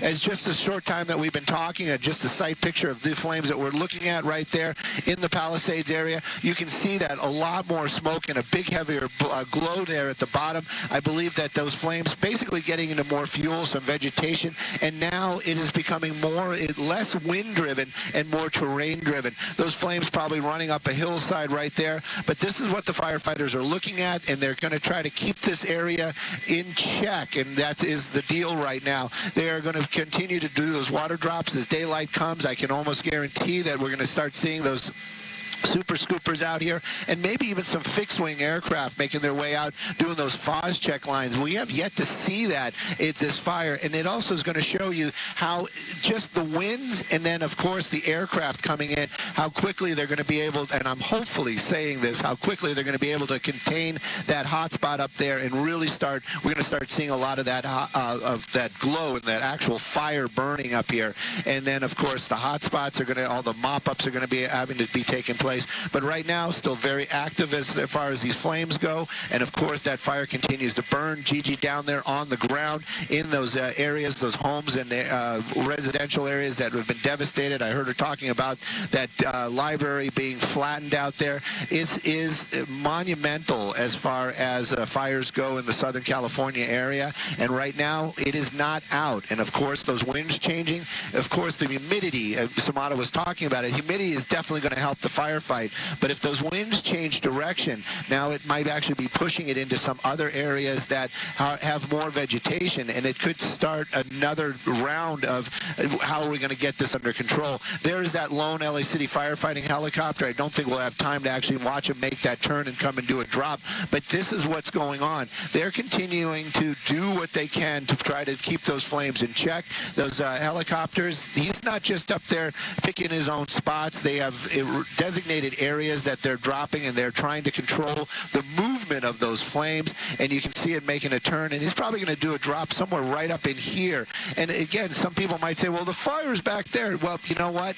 That area is in a spot where it's almost a controlled burn. They're just going to let it run up that hillside. This area right here is the spots that they are concerned about. These are the hot spots, the embers that they're worried about blowing into homes, and that's the reason why they're doing these drops right there. It's hard to see, but he just unloaded the water right there. And again, it might not be putting out that fire that we're seeing, and it isn't a miss by any means. He's basically cooling the ground in front of where that fire could go to prevent that fire from continuing burning. But take a look at that. There you go. You got some of the vegetation really starting to pop on the backside of that hill. Send it back to y'all. Right, that water drop kind of creating a protective line so that the fire doesn't spread from that location where you were showing, Stu. And a good point you mentioned, because we're looking at the glow from the flames and the smoke, but then all the black hillside and the black land that you're looking at, the dark pitched out, blackout areas. Your point is that that was once the community of the Palisades, but then because of all the devastation and the burnt out communities, there's no power there. So that's why we're seeing that whole area just blacked out with no lights twinkling, where we normally would see lights, right? This is what the ocean looks like usually, just black in the middle of the night because there's no lights there. But now we're looking at where the Palisades once would be lit up. And because of the devastation left behind, no lights twinkling there. Yeah, and that's that really, it really, I think the pictures when the sun comes up and we hopefully will have a little less smoke blowing over those communities, those pictures are really going to put the face on this fire as far as the devastation. When we start seeing entire neighborhoods where there might be one home standing amongst hundreds, that that is really what's going to start really kind of those are the pictures that people are going to say, oh my goodness, that's what burned. Because a lot of times when we talk about brush fires or vegetation fires out here in Southern California, it is just that. It is in the vegetation. And it's, it is devastating, but it is forest land. It is vegetation that burns. But when you see entire neighborhoods destroyed, that's an entirely different type of situation. And that is basically what happened in the Palisades in the last couple of days. Gigi and all the ground reporters, I've been watching them, Haley, and I don't want to start throwing out names because I don't want to miss anybody, but they have done amazing work down there, and also harrowing. The things that they put themselves into and next to get the story out and try to give people at home the impact of what's happening out here. It really is devastating and apocalyptic in its own way. But right now, this is up in the hillsides. This is the vegetation portion of it. Hopefully these lighter winds and a little bit of humidity is really going to help the situation. And of course, we've been just talking about Palisades because that's what we're looking at right now. But, you know, we have Eaton Canyon, Pasadena area. They have been devastated as well, and so many homes destroyed. And of course, sadly, the loss of life up there in the Pasadena area. I'm waiting to hear a little bit more about the story behind that, who those people were. But as I understand it, 5 people losing their lives up there. This is heartbreaking in every aspect of covering a news story. No, this is heartbreaking, and I think, Stu, we were talking earlier about how we're just in this space where everyone is just looking for any sort of relief, and we've almost started cheering on these drops. Just almost the excitement. You could feel it here as we're watching, you know, the plane go in, and we were kind of waiting, anticipating that drop and wanting to see what happened. And it's become almost like it feels like you're watching a sports event when, you know, you see the plane come through because you just want this to be over. You know, Brooke, I watch, you know, these are the things that fascinate me. I mean, I know the stories are not about me, but this is what I like about reporting from the air, and especially when we watch a firefight. It is exactly what you're talking about. It is almost like a sporting event. They, you know, the fire department, they aren't just out here running around dropping water. It is very strategic. It is very planned. It is, you know, and how they do it. And then when you start watching it and you start seeing the results and understanding why they're doing it in this way, or how they are doing to control or direct these flames, it is amazing. And you know, we give them a lot of props, but the study and the science behind a lot of that firefighting, it is there. And these and our guys out here in the Southern California area, LA County, LA City, and thankfully now we have all these other firefighters as well, the boots on the ground from all across the state. These guys really, and gals, know their business and know their job. And it is so, like you say, sometimes we hold our breath, but I just sit here and I watch, and you start seeing the progress. Oh, you did a drop here, now they're putting a line there. Well, they're putting that line there because the winds are blowing. It is really interesting to watch. And if, you know, if somebody's out there and they're thinking about job in firefighting, it is really something to watch and understand. And there's a lot of science behind a lot of this firefighting. It isn't just, oh, we're going to go throw some water on this, or we're going to try to stop it here. It's why they do it, and that makes it so interesting to watch. Stu Mundell up in Sky Fox Live over the Palisades fire. Stu, thank you so much. We'll check back in with you in a bit. Right now, we want to check in with meteorologist Samana Khan. Samana. Oh, yes. Good morning, Brooke. Good morning, Sandra, and to all our viewers. And Stu, good morning to you, and very good visuals, a good idea of what's going on at the fire zone right now. Yesterday, we were watching the chaotic and catastrophic wind conditions. At this hour, much better conditions. Winds are on the lighter side, but we're not out of the woods yet.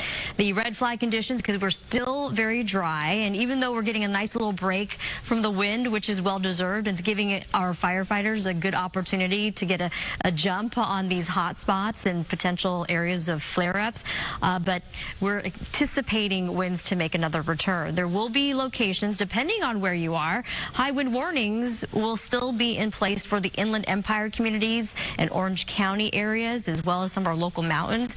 Wind advisories will continue on into the early part of tomorrow, as well as high wind watches for areas vulnerable to winds, which is the Santa Cruz Valley. But the ferocious hurricane force winds that was widespread yesterday, as it tracks right now, a lot better. We're looking at winds still strong, but not as strong as they have been.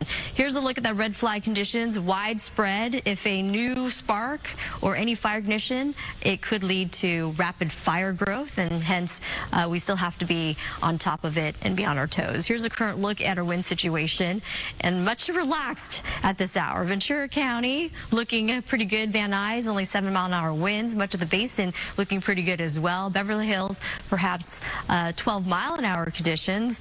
A stark difference from the last 24 hours across Orange County as well. And the IE, quiet and calm before the next round of winds set to arrive sometime midday all the way into the early part of your Friday. So we are not done with the winds yet. Here's a look at the high wind watch, where gusts could still range about 60 miles an hour, and that continues to be a threat. And the high wind watch will also be impacting areas of the Santa Monica Mountains. Wind advisories for much of the San Fernando Valley out towards the interior valleys across Ventura County, and yes, the San Gabriel Valley as well, near the Eaton fire. We've got eyes on the Palisades fire, the Lydia fire, as well as the Hurst fire.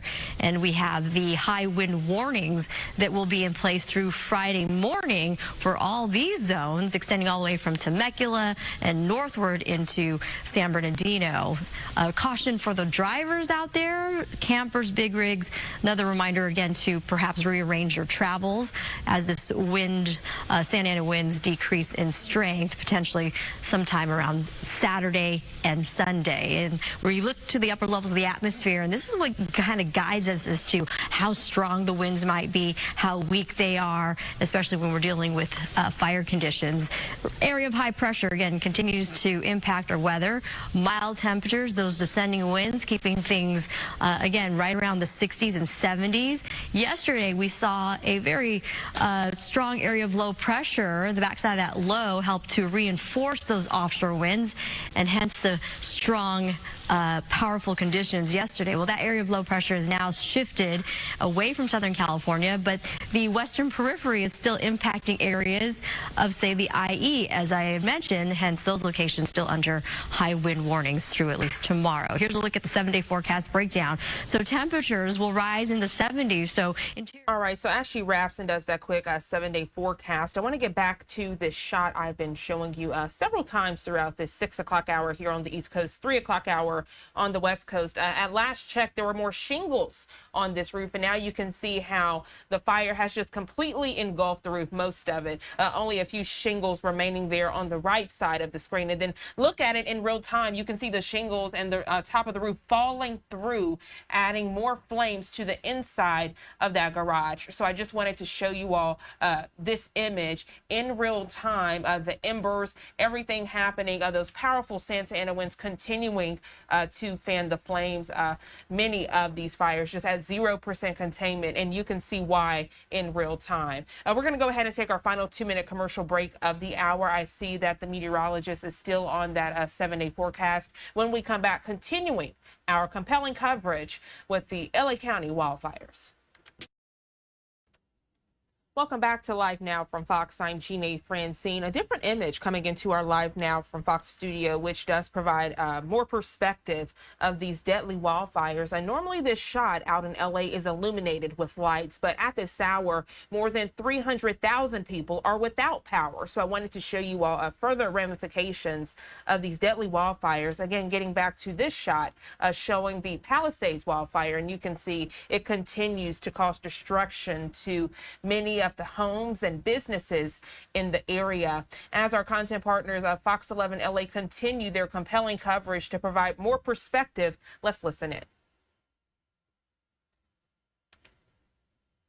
Law, LA County Fire, LA County Sheriff, and Angeles National Forest, along with Pasadena Fire. We have strike teams committed from all over the state and as far as Arizona coming to assist us. Multiple structures have been damaged or destroyed as this wind-driven fire had wind gusts of 70+ miles per hour. We had spotting of embers 2 to 3 miles ahead of the fire.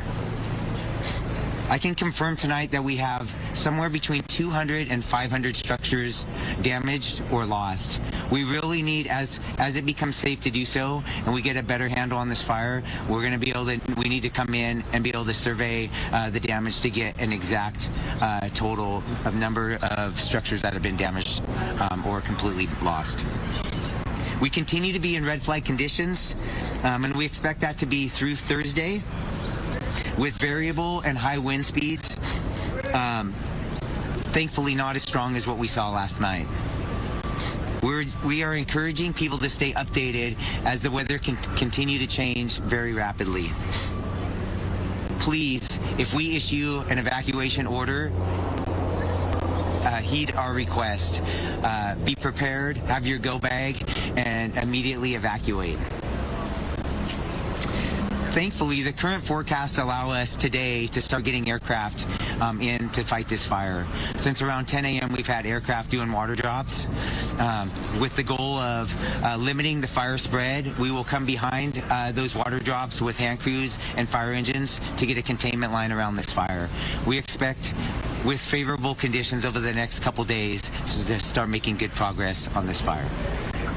And with that, I'll turn it over to the police chief. Chief, we take a question on the statistics and the current situation with you have your firefighters. How are they holding up over the past 22 hours now? Yeah, they're exhausted.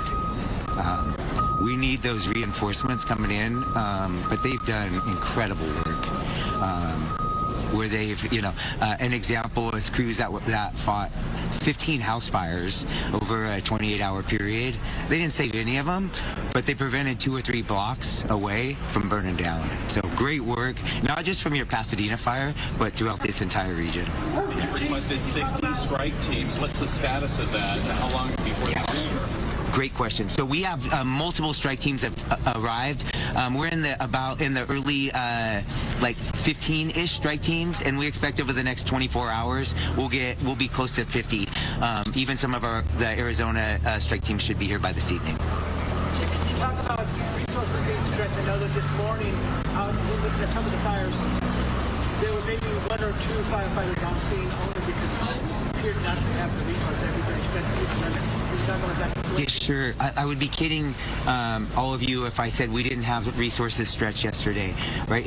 It's a rarity that you have 2 major brush fires in LA County, like we did yesterday with the Eaton fire and the Palisades, let alone the multiple other fires that we saw. So we had an extreme drawdown from with LA County Fire, and they are our biggest partner. Even with their drawdown, they sent us a lot of resources last night, which was really helpful. It's unfortunate with the wind gusts that we had, up to 70-mile-an-hour winds. They had to ground their aircraft last night. But we really relied on all of LA County to bring us resources, and then with the mutual aid requests from up and down the state. Did that answer your question? Thank you. One more. I wanted to ask about, we were inside the fire zone, and multiple residents had talked about a lack of water pressure or a lack of water at all in trying to fight fires. There's a similar situation in the Palisades when they said it was due to the amount of water usage at one time. Is this what you were seeing? What was the situation there? We saw it firsthand as well. Why was this the case? And is this going to be a problem for the future? Yeah, when you have multiple fires, multiple city blocks on fire, with I'll throw a number out, 100 fire engines flowing water, we are gonna stretch our water system. On top of that, we had a loss of power temporarily, which impacted our water system. But I'll be clear, we could have had much more water. With those wind gusts, we were not stopping that fire last night. Those erratic wind gusts were throwing embers for multiple miles ahead of the fire, and that's really what caused the rapid spread of this fire. Sir, where specific the fire start?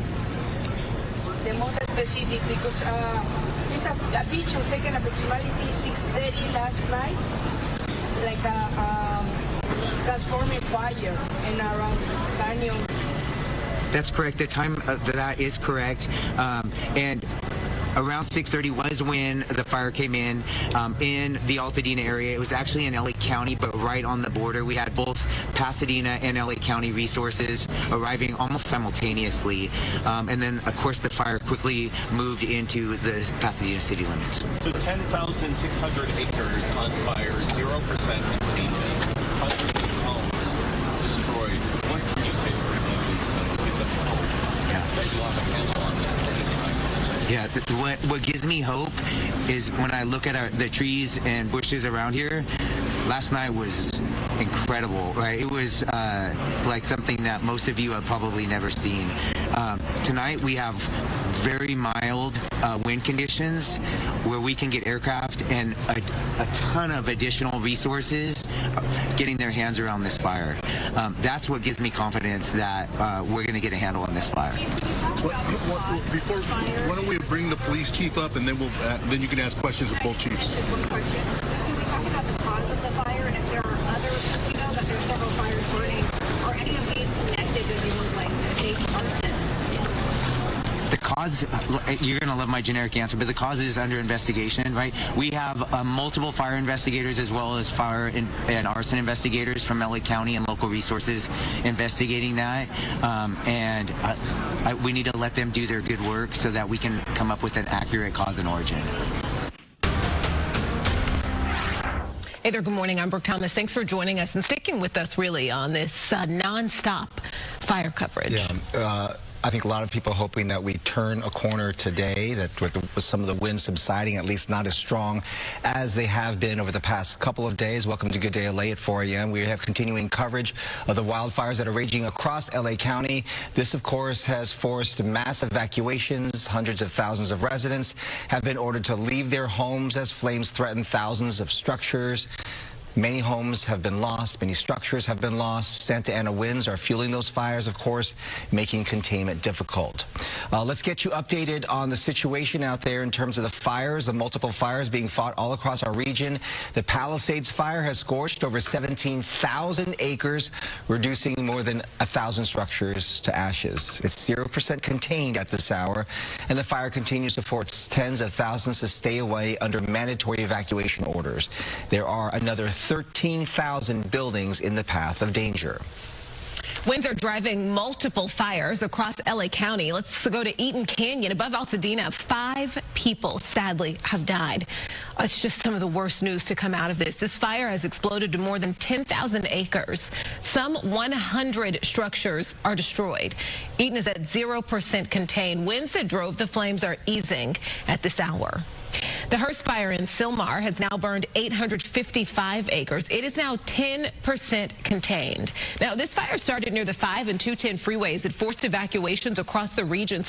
More than 44,000 people have been ordered to leave their homes. Think about that, 44,000 people. Evacuation zones extend to Santa Clarita and the Newhall Pass. The Sunset Fire has burned 60 acres in the Hollywood Hills. There is 0% containment. Flames are pushing towards Hollywood Boulevard. Most evacuations have been lifted this morning, but areas north of Franklin remain closed later this morning. Firefighters are monitoring for flare-ups. Residents are returning home. They're urged to stay alert, listen to all the notifications. An evacuation center is open at Pan Pacific Recreation Center. And just on that note, just the Sunset Fire, just seeing the people as soon as that evacuation order came down, just immediately, just the traffic of people trying to get to safety all at once. It was hard to watch. People are on edge. Of course. Even though we don't have the same wind situation as we did with these other fires, and just seeing the images of homes destroyed in a really quick manner, I think people, they wanted to get out. Of course. They wanted to get out. A massive fire that also erupted last night in Studio City. Here's the latest on that. Flames engulfed a 4-story home. This was on Sunswept Drive. The fire then spread to nearby brush and buildings. More than 50 firefighters quickly brought that fire under control. There was some damage to surrounding structures, but there were no injuries reported. Residents near Laurel Canyon and Mulholland, as well as Coldwater Canyon and Ventura, are advised to remain prepared for possible evacuations. You were just watching video of Mayor Karen Bass, LA Mayor Karen Bass. So many questions for the mayor of Los Angeles right now, and so many questions will continue to be asked and hopefully answered in the coming days. People want some answers. Lots of frustrations and broken hearts out there. Of course.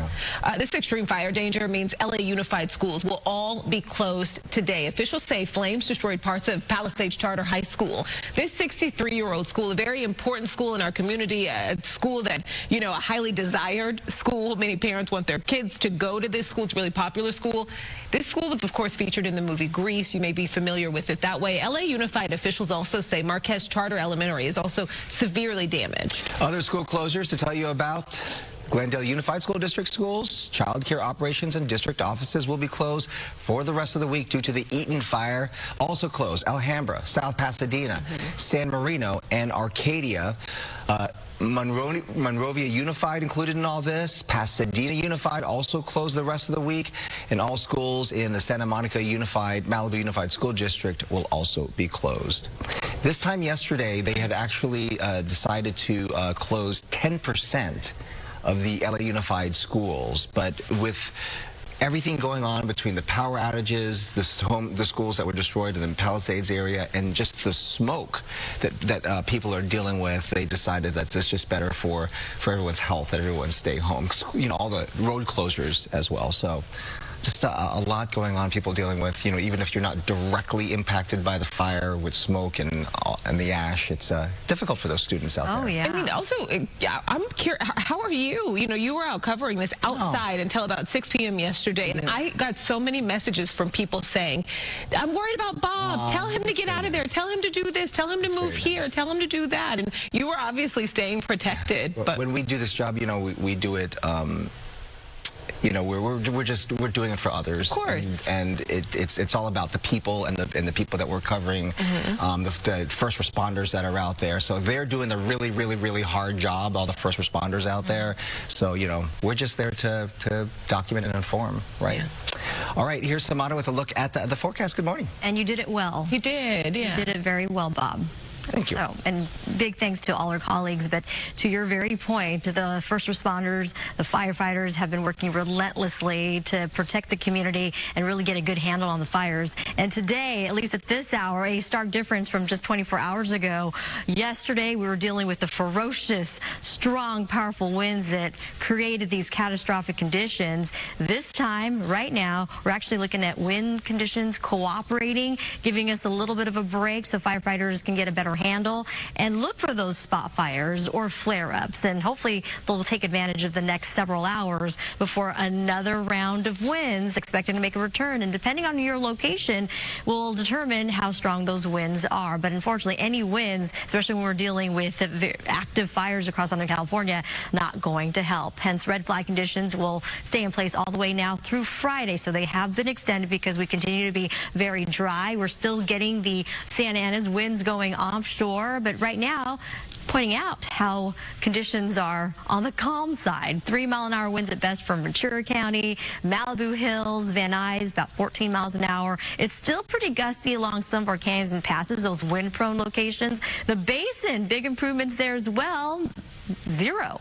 That just means calm, no winds. 5-mile-an-hour conditions for Ontario. But eventually, as we approach the midday, we're going to be looking at winds making a return, but not as strong as what we experienced the last couple of days. Look at how strong we experienced those winds last 24 hours. Hurricane force, Fremont Canyon, 94 miles an hour. Arrowhead Springs, an area of San Bernardino County, Magic Mountain Truck Trail clocked in at 90 miles an hour. Those are wind conditions that just makes your jaw drop, and you can understand the firefighting conditions out there. High fire watch will eventually go into place, and it'll stay in place till Friday. Rather than the 80 to 90 plus mile an hour winds, we're going to reduce those gusts to about 60 miles an hour. But again, that is still strong enough to pose threats. Wind sustained coming out of the northeast, 25 to 40 miles an hour, and this does apply to the Santa Clarita Valley out towards our local mountains, the Santa Susana area, and the Santa Monica Mountains as well, near the Palisades fire. So we're going to closely monitor those conditions, and wind advisories currently in place in advance of the coming winds later today. We've got wind speeds right around 20 plus miles an hour, and the red flag conditions, unfortunately, if a new fire were to start, it could also rapidly grow and spread. So hence, we're still in that fire danger zone. And this applies to just about everywhere across Southern California outside some of our coastal regions. So we still have to be on our toes. Due to the offshore winds, we are still going to be dealing with numbers pretty warm, 77 degrees for areas like downtown LA, which is going to be looking at calm winds for much of the day. And to your point, both of you made earlier, due to the local fires with all that smoke, a smoke advisory is in place, so you want to protect your lungs. And traffic conditions, we have you covered here as well. A reminder. All right, thank you. Thank you to our Fox LA team as we do continue our coverage right now of these devastating wildfires and what you're taking a look at right now. This was a shopping center off Sunset Boulevard that has now been burned to the ground due to these fires. I also did want to give you this live look right now as well that we're getting into our newsroom. This is a Palisade home fire, and we were just watching here as one of our reporters has been showing the shingles just falling through into the garage that you do see in the background there. Just devastating. And again, these are just many images that we have sadly been getting into our newsroom here at Fox. As of right now, at least 5 dead, 130,000 plus under evacuation orders as these fires continue to burn. What we know right now, at least 5 people are dead as well. Thanks for joining us here on Live Now from Fox for our continuous coverage of these wildfires. My name is Christy Matino. I'll be here with you for the next several hours as we do continue to bring you the latest. However, I did want to also pivot quickly here because we do want to tease some of our coverage that is set to happen in just a little bit, starting at 9 a.m. Eastern time, the celebration of life for former President Jimmy Carter. Today, his casket is going to leave the U.S. Capitol, and there's going to be a funeral motorcade traveling to Washington National Cathedral, where that funeral is set to begin at about 10 a.m. Eastern time today. And right now, you're taking a live look outside of the Capitol. And what we're going to do during that coverage, during that 9 a.m. hour, if you would like to stay informed on strictly these wildfires out of California, you can head to our YouTube channel. We are going to have dedicated coverage continuing there as well. Let's go away for a 2-minute break here on Live Now from Fox. We'll be back shortly with more continuous live coverage. Stay with us. Welcome back here on Live Now from Fox as we continue our coverage of these devastating wildfires out in California. We do have that live coverage for you, but once again, quickly, just a programming note here. You're taking a live look at the United States Capitol, where a little bit later today, former President Jimmy Carter's casket will be leaving, and he is going to be heading to the Washington National Cathedral, where those funeral services set to start at 10 a.m. Eastern time. And again, we will be pivoting to that coverage around the 9 o'clock hour here on Live Now from Fox, but you can continue this coverage of the fire if that is what you are here for. Over on our YouTube page, we will have that continuous stream. And now I do want to head back to one of those live images that we do have for you right now. We're getting a lot into our newsroom. And again, what we're learning as of right now, 5 people are dead as 5 wildfires are continuing to burn in LA County. And again, this last shot before you pivot back to our Fox LA team, as you can see, this is just some of the destruction that we're seeing here. What you're taking a look at, that used to be a shopping center off of Sunset Boulevard, burned to the ground. I do want to head back to our Fox LA team. They've been in continuous coverage yesterday, today, bringing you all the latest of what you need to know. No house is standing. Just burned to the ground. It is heartbreaking and devastating. Yeah. Gigi, yesterday we were talking all day just about like the percentage. People obviously are just estimating. There's no official way to tell right now. And again, this fire is still burning, but people talking about, the high percentage of this neighborhood that appears to be gone. And it feels like an exaggeration, but you're there and you can see, and it's not. It is not an exaggeration. I drove Toyota Drive. I drove it from Corpus Christi Church down to Drummond, which I estimate 2-3 blocks. It was total devastation. There was maybe one house standing. I don't even think. This is on both sides of the street. We're PCH, the Pacific Palisades mobile estates. Over 180 homes there, mobile homes, according to one of the residents. They're all gone. So right there, you have almost 200 lost. We were on Tano above PCH, an entire block, home after home after home, destroyed. Again, we saw it on both sides of the block. We were on Alma Real near the Palisades Recreation. There's a little park there corner. The entire block was gone, except for one house that we saw stand, a magnificent two-story house. That person has no neighbors. There's nobody else around him. Around them, the house on the left burned to the ground. The house on the right burned to the ground. And house was still standing. So this is repeating itself in multiple neighborhoods. I was just at Ralph's right now, the supermarket. I don't know the square footage of those stores, 20,000 square feet maybe, a supermarket. Gelson's, Ralph's, they're burnt to the ground. That's crazy. There are a couple of walls that are still standing, but everything else is gone. And earlier, following our continuous coverage here on Fox 11 and Good Day LA, we were at the Palisades branch of the Los Angeles Public Library. It is gone. It's just crazy. Church, most of it is gone. Well, you know, the people who live in Palisades, this is their little community, and those grocery stores.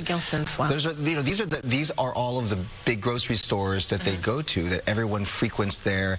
As much as LA is a big and a very large community, you know, there's all these individual sort of villages, and the Palisades village is certainly that. People know each other. It's there. So to see these grocery stores burned to the ground. Things have been there for decades upon decades. Palisades Village. It is so incredibly heartbreaking and devastating, and it's going to take a long time for this community economically, emotionally to recover from this. I think that with daylight now, and they're going to get some more shots from the air, we're going to really see this large swath of devastation. You hear officials talking about hundreds of homes and structures that have burned, and it just boggles your mind what that actually looks like. All right, Gigi, go ahead. I'm sorry, I was just going to say the losses also will include businesses that are just damaged, that have not necessarily burnt to the ground, but have sustained extensive fire damage, may not be able to operate. And many of the businesses here are mom and pop. Those folks, their livelihood is not affected. To the container on Sunset and PCH, that was burning yesterday. No doubt. Little Thai restaurants, mom and pop. That also is affected. So a lot of stuff to talk about. You're right. I mean, this is in the days and the weeks, and it's going to be the economic impact, and is going to be staggering. And how our area, our region, really recovers from this is going to be yet another story that will be told. In the meantime, we got to get a handle on all of these fires. 0% containment, and so we are certainly not out of the woods as of yet. LA Mayor Karen Bass, she is under scrutiny. Earlier this year, she approved a budget-cutting $17.5 million from the LAFD while increasing police funding $126 million. Critics are questioning her leadership, especially since she was in Ghana for a presidential event when the fires broke out. Sky News caught up with the mayor yesterday. Do you owe citizens an apology for being absent while their homes were burning? Do you regret cutting the fire department budget by millions of dollars, Madam Mayor? Have you nothing to say today? Have you absolutely nothing to say to the citizens today? Elon Musk says that you're utterly incompetent. Are you considering your position? Madam Mayor, have you absolutely nothing to say to the citizens today who are dealing with this disaster?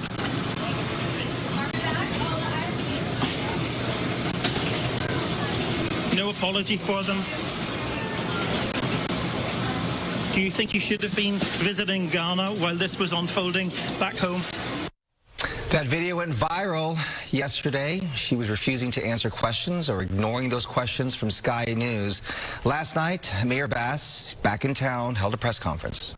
This is going to be an effort of all of us coming together, and we have to resist any effort to pull us apart. In terms of my flight home, I was on a military flight, as I mentioned, which allowed me to be in constant communication. I was on the phone, on the plane, almost every hour of the flight. So although I was not physically here, I was in contact with many of the individuals that are standing here throughout the entire time when my flight landed. Immediately went to the fire zone and saw what happened in Pacific Palisades. Thank you. Obviously, so many more questions there to be answered, and obviously this is something we're going to stay on top of. Let's get you to this now, though. LA County Sheriff Robert Luna has a message for anyone looking to prey on fire victims.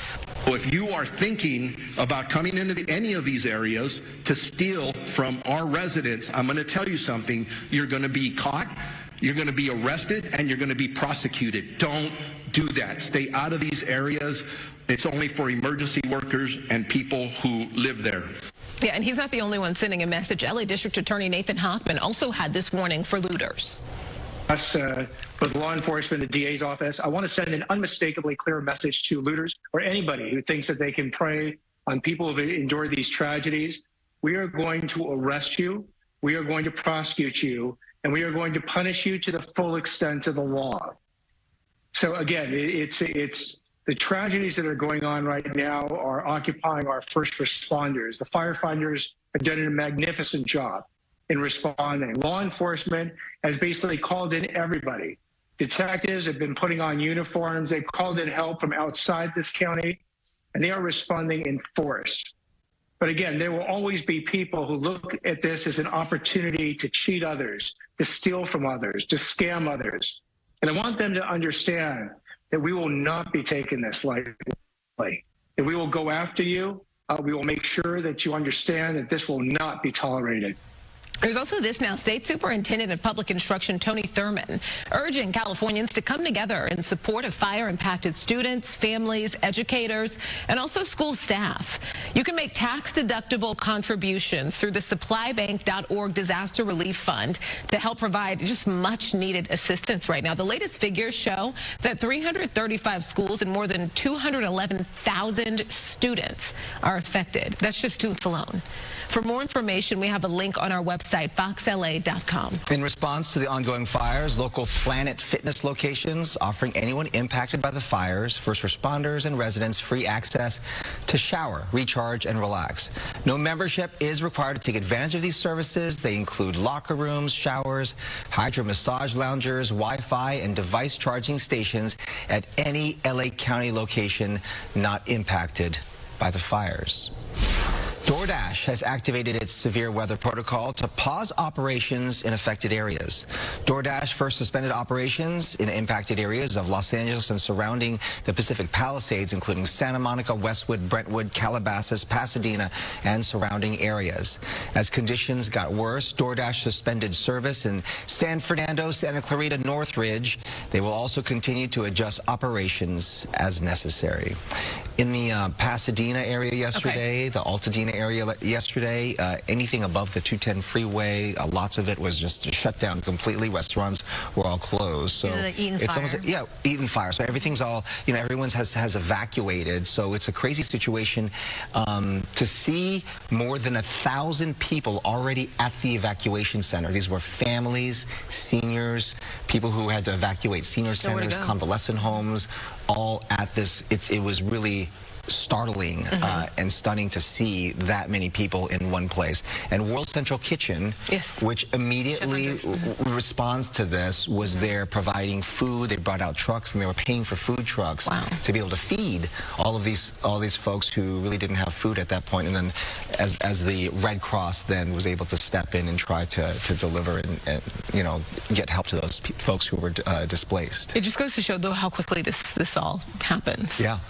Yeah, people just left to save their lives. Well, to both your points, the brighter side of this chaotic wind story is the fact that communities are coming together to help each other.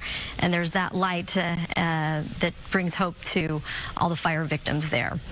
Wind conditions, we are adjusting these a little as well. The ferocious winds that blew through the community yesterday were unprecedented. We had hurricane force winds, and it wasn't just one or two localized areas, but this was widespread with wind gusts gusts that reached up to 90+ miles an hour in some of our mountain communities. Magic Mountain Truck Trail clocked in a wind speed of 90 miles an hour. Fremont Canyon, an area of the Santa Ana Mountains, was reporting back 94-mile-an-hour winds. So a stark difference. At this hour, we're going to take advantage of the more relaxed atmosphere. We've got calm conditions across Camarillo, 7-mile-an-hour winds in Oxnard, and really good to see, at least at this hour, Malibu Hills, very light winds, 10-mile-an-hour winds in the Beverly Hills area, and we'll continue to watch, again, all our local fires. Much of the basin all the way down the coast, also calm conditions. Ontario at 5 miles at best, and much of the IE in Orange County, yes, winds have backed down, but unfortunately, we do have more winds on the way. Another round of Santa Ana is expected to increase in intensity right around midday and through early tomorrow, but it's not going to be as severe, not going to be as strong. But unfortunately, the takeaway is it's strong enough that if a new fire were to break out, it could also become erratic and rapidly spread and be tough to handle. Strongest winds over the last 24 hours, as I mentioned, 94 miles an hour. Fremont Canyon, just incredible wind speeds, a rare event. And these conditions were brought on by an area of low pressure that had a lot of cold air associated with it, and it helped to contribute the offshore conditions in association with an area of high pressure. And the two combined, and those really tight pressure gradients, really enhanced the wind flow. It was a river of high-speed air going through Southern California. We're not done with the winds yet, as I mentioned. We are currently under a wind advisory in advance for the next round of winds that will stay in place all the way through at least Friday afternoon, so keep that in mind. A high wind watch for areas like the Santa Clarita Valley. You've got to be on your toes, have that evacuation plan ready, and the Santa Monica Mountains, where the Palisades fire continues to burn with 0% containment, will also be impacted. So we're hoping, and I'm sure the firefighters, who have been doing an incredible job tirelessly helping to protect the community, is taking advantage of these calmer winds, looking for spot fires, looking for flare-ups, and trying to, again, knock them out before they become a problem later on. High wind warnings eventually will go back into place for areas of the IE and Orange County and the local mountain areas, the San Gabriel Mountains, the San Bernardino Mountains, and Riverside Mountains, where gusts could range up to 65 miles an hour, and some isolated areas could even push to 70s, but at least we're not going to be dealing with the 80 to 90 mile an hour gusts. And due to these winds, it will unfortunately continue to dry us up as well. The red flag conditions that were set to expire last night now have been extended through Friday for much of Southern California. We're still dealing with those gusty winds and low relative humidity down to 8 to 12%. Outside of the coastal areas, again, fire conditions still a big problem. We are not out of the fire danger. Wind forecast, futurecast, right now, again, not bad, but as we had just mentioned, things will enhance in those very same vulnerable areas where the current fires are burning, the Eaton fire, the Palisades fire, and the Hurst fire, and downwind through the Cajon Pass. These locations will be also vulnerable to the stronger winds that will push through the area through at least early part of Friday. And speaking of Friday morning, we'll slowly start to see some locations relax a little bit, but the winds are highly variable. Some locations will see those winds get a little stronger. Some areas, no wind at all. And it's not going to be until late night Friday, finally, we get a nice little break from the winds into Saturday and potentially the early part of Sunday. But we are watching late Sunday and most likely into Tuesday that we could get another round of Santa Ana winds, and it plays out pretty nicely on our 7-day forecast. So outside of the wind-prone areas, downtown LA, warmer than normal today. Winds will be a problem tomorrow, backing off of those winds, and again, gusty conditions. With the active wildfires, a smoke advisory is being issued at this hour as well throughout the day. So if you have upper respiratory issues, or just about anyone, limit your outdoor activities. Got you covered. All right, thank you again to our Fox LA team as we continue to take their continuous coverage here of these wildfires. Again, you're taking a live look right now at this home that has just been burning for an hour or so now, a couple hours now that we've been bringing you here on Live Now from Fox since we've gotten this image into our newsroom. Again, as of this morning, 5 people dead as 5 wildfires continuing to burn in LA County. At least 130,000 in the LA County have been issued evacuation orders. And LA Unified School District, that's the second largest in the nation. They've closed all schools in the county for today. Other school districts have done the same. 2 of the largest fires, the Palisades and the Eaton fires, they both remain at 0% containment. That's the latest we have here from CAL FIRE. As of this morning at 5 a.m., 185,000 are without power in LA County. And we actually do have this shot here that I did want to bring you that just shows a little bit. It was a darker when we first brought this shot to you now, but you can still see here as I pull it up on your screen. You can see that fire in the distance, but also just how dark on the right hand of your screen it is as people are again without power. 66,000 without power in the neighboring Ventura County. Again, covering all of this for you in real time as we continue to get these updates here on Live Now from Fox. Let's go away for another break. When we come back, we're going to continue this live coverage. Stay with us.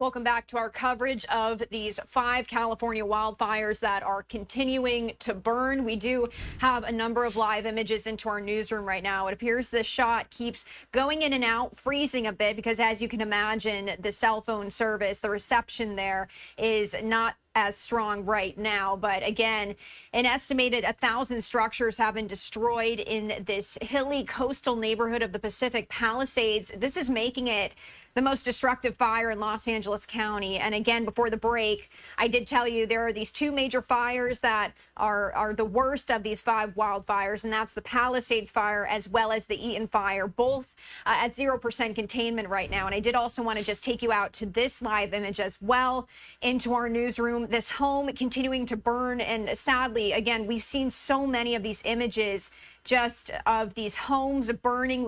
We've been hearing from people saying that they need help. We heard before the break, one of our Fox LA reporters was speaking to a man who was watching his home burn, and he said that he and his wife were going to the store to get water bottles to try to put out the flames of his home, and he was asking for help. And we did hear, thankfully, that people did hear that call for help, and people across the nation did send supplies to help that family. But again, so many people losing so much with these fires. And for that, I do want to turn back to our Fox LA team. They have been doing great reporting on the ground as they are speaking with people impacted. You can see now it is a total loss. You can even see it continues to smolder from what appears to have been the mailbox. There was a car in the driveway. It is now obviously gone. And what's notable about this story is there were multiple firefighters here, and they were trying to save the house next door that was not on fire. They could not save this house because they had no water. And I'm going to repeat that. They had no water. Why? No one knows. That, I'm sure, will be part of an after-fire investigation. But they had no water. So what they were doing next door was pulling water from the swimming pool to save that home because this home was too far gone. And they realized they could do nothing to save it. Again, we're on Carey Street. This home is directly across the street from the parking lot of the Corpus Christi Catholic Church and School. So it is one of hundreds of homes that we have seen in the Palisades that are a total loss. But this one is particularly notable because of the situation that we saw here. We were frustrated, my photographer and I, watching someone's home, you know, their prized possessions, treasures, things that cannot be replaced, I'm sure, go up in flames, as were the firefighters that were standing here, working to save the house next door, which we believe has been saved. We see it standing. Obviously, we're not going in. We're not going into the backyard. It's private property, but so there may be some damage in the back. We don't know. And take a look there. Can you see that? I think it's that mailbox. It just continues to smolder. You can see the smoke moving into the air. The roof obviously has collapsed. There are still hot spots in there continuing to smolder. As a layman, I asked the firefighters if they weren't concerned this car was going to explode. They told me that no, if it had been electric, they would have been very concerned. But we did hear the sound of explosions coming from this house. Corpus Christi Catholic Church has sustained extensive damage. They have lost at least one complete building, and the Archdiocese was working to confirm that the fire had moved into the sanctuary yesterday. The school building on the other side appears to be standing. We don't know the damage done, and you probably can't hear it, but there's been this alarm. It was going off yesterday, 24 hours ago, and it just keeps going off. There is no electricity in this neighborhood, and all you hear is the sound of that alarm near the pub. It's part of the school and the church across the street from the public library, which sadly we brought that to you earlier. It's a total loss. So we continue to revisit areas where we were yesterday, where we saw the fire happening. You can see the ash just continue to fall, big chunks of it at times, smaller chunks of it at other times. It just continues to follow that. I don't know if you can even see that on the camera, but we're seeing it and feeling it here in Pacific Palisades. We're on Carey Street, across the street from the church, and one of the many homes that have been lost in this fire. And Gigi, really quickly, because you said water had been an issue over the past couple of days, and certainly it has, and so has personnel. And they are trying to bring in more personnel from all across the state, from different states, the western states. This morning, because containment is going to be an issue, during your drive around, or your short drive around, did you see any more units coming in? What does the staffing look like there in terms of trying to contain this fire? Well, I think Mario mentioned it. We have units coming in from all over, from Arizona. Clark County, Nevada is sending about 25 trucks and engines down to Los Angeles to help our firefighters here who have been overwhelmed, even with all the additional resources, because of those infamous Santa Ana winds that kept fanning the flames, Bob. The fire would be on one block, and then it would be pushed 3 blocks that way, and then they would go over there, and it'd be pushed this way and that way, and the winds are so erratic. Right. So a lot of resources here. We're in the area that has already burned, so there are no firefighters. There's no one else here. Okay. Gigi, you were talking when you started talking to us here just about the ash. It almost looks like rain coming down. Photographer Tony Bushida, he was able to give us a good look at that. I was just wanted to let you know we can see that, and just what a powerful image that is. So many aspects of this are just... Yeah. It is terrifying, truly. Especially if they are embers. Gigi, thank you. We do have a phoner that we want to get to this morning. We have Kathleen Dunleavy, actually, with SoCal Edison here. Kathleen, do we have you? Yes, good morning. Hi, Kathleen. What can you tell us about power in this area? And power, no doubt, had to be shut down for many of the areas that were these fire zones. For folks, obviously, even power was even an issue. I was told, even with these fire pumps. So, what's the situation like right now? Well, you know, it's just heartbreaking to witness this devastation all around us. And you know, Edison right now, our #1 priority is safety. And in terms of total customers who are without power, it's around 336,000. Mm-hmm. And some of those are from what we call public safety power shutoffs, where we had to de-energize because conditions were so dangerous. And then some of them, it's about half and half, are because of wind-related damage. And our crews are out there working to restore power as quickly and safely as possible. So, of all of the, so how many total customers now are still under these public safety power shutoff orders? Yeah. Has that been lifted at all now that these winds are beginning to subside? So the winds are subsiding now, but their extreme winds are still forecast through the end of through January 12th, really, for several counties in our service area. So we have to be very focused on safety. You know, I mean, just looking at what's going on right now around us. So the way that it works is that we put customers under consideration for a public safety power shutoff when we determine there are conditions that are extremely risky. This is a tool that we use as a last resort. You know, we don't want anyone to be without power. So you're saying things haven't changed, Kathleen? What's that? Things haven't changed in terms of the number of people who are still without power under the power safety public shutoffs. So I just want to clarify. So there's some that are without power because of that, and then under consideration. The number under consideration is 434,000. Okay. Kathleen, can I ask you just to explain for everyone watching, people listening, just to break down just these public safety power shutoffs. Can you get into exactly why you all do this and what specifically you're looking to avoid? Because I think there are people who may be watching on their phones and, you know, they're trying to figure out, well, why me? I'm so far away from this, or I'm over here. Can you just explain a little bit about what you all are looking to avoid? Well, we're looking to avoid wildfire. And it's as simple as that, you know. And so if you look around at our state and at Southern California, at the extremely dry vegetation and the wind, then the risk that poses to our infrastructure, when those conditions are all there and our team evaluates all of those factors and says this is a risk to our customers and communities, that's when we put an area under public safety power shutoff consideration. So what's being done now, Kathleen? We went to some of those communities, and obviously there are still a lot of power lines down in certain communities.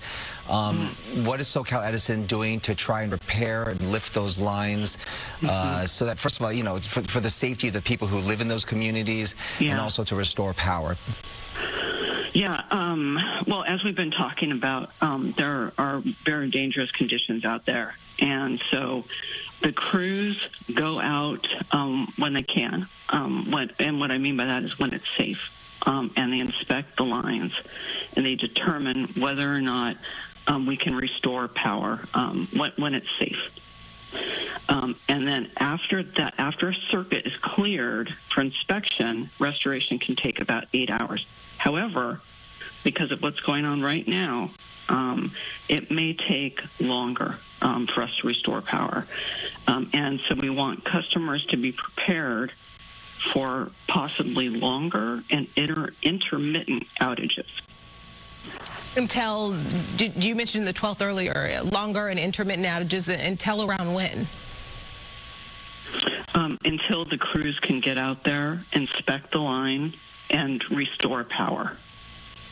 Okay, so how can people get updates, Kathleen? You know, there are people certainly who are still in the dark right now, many of our viewers, and they're wondering, when is this going to get better? How can people get updates? It's got to be frustrating for these customers because they, you know, often they get onto a website or they get onto a phone and they're not feeling like they're getting their answers.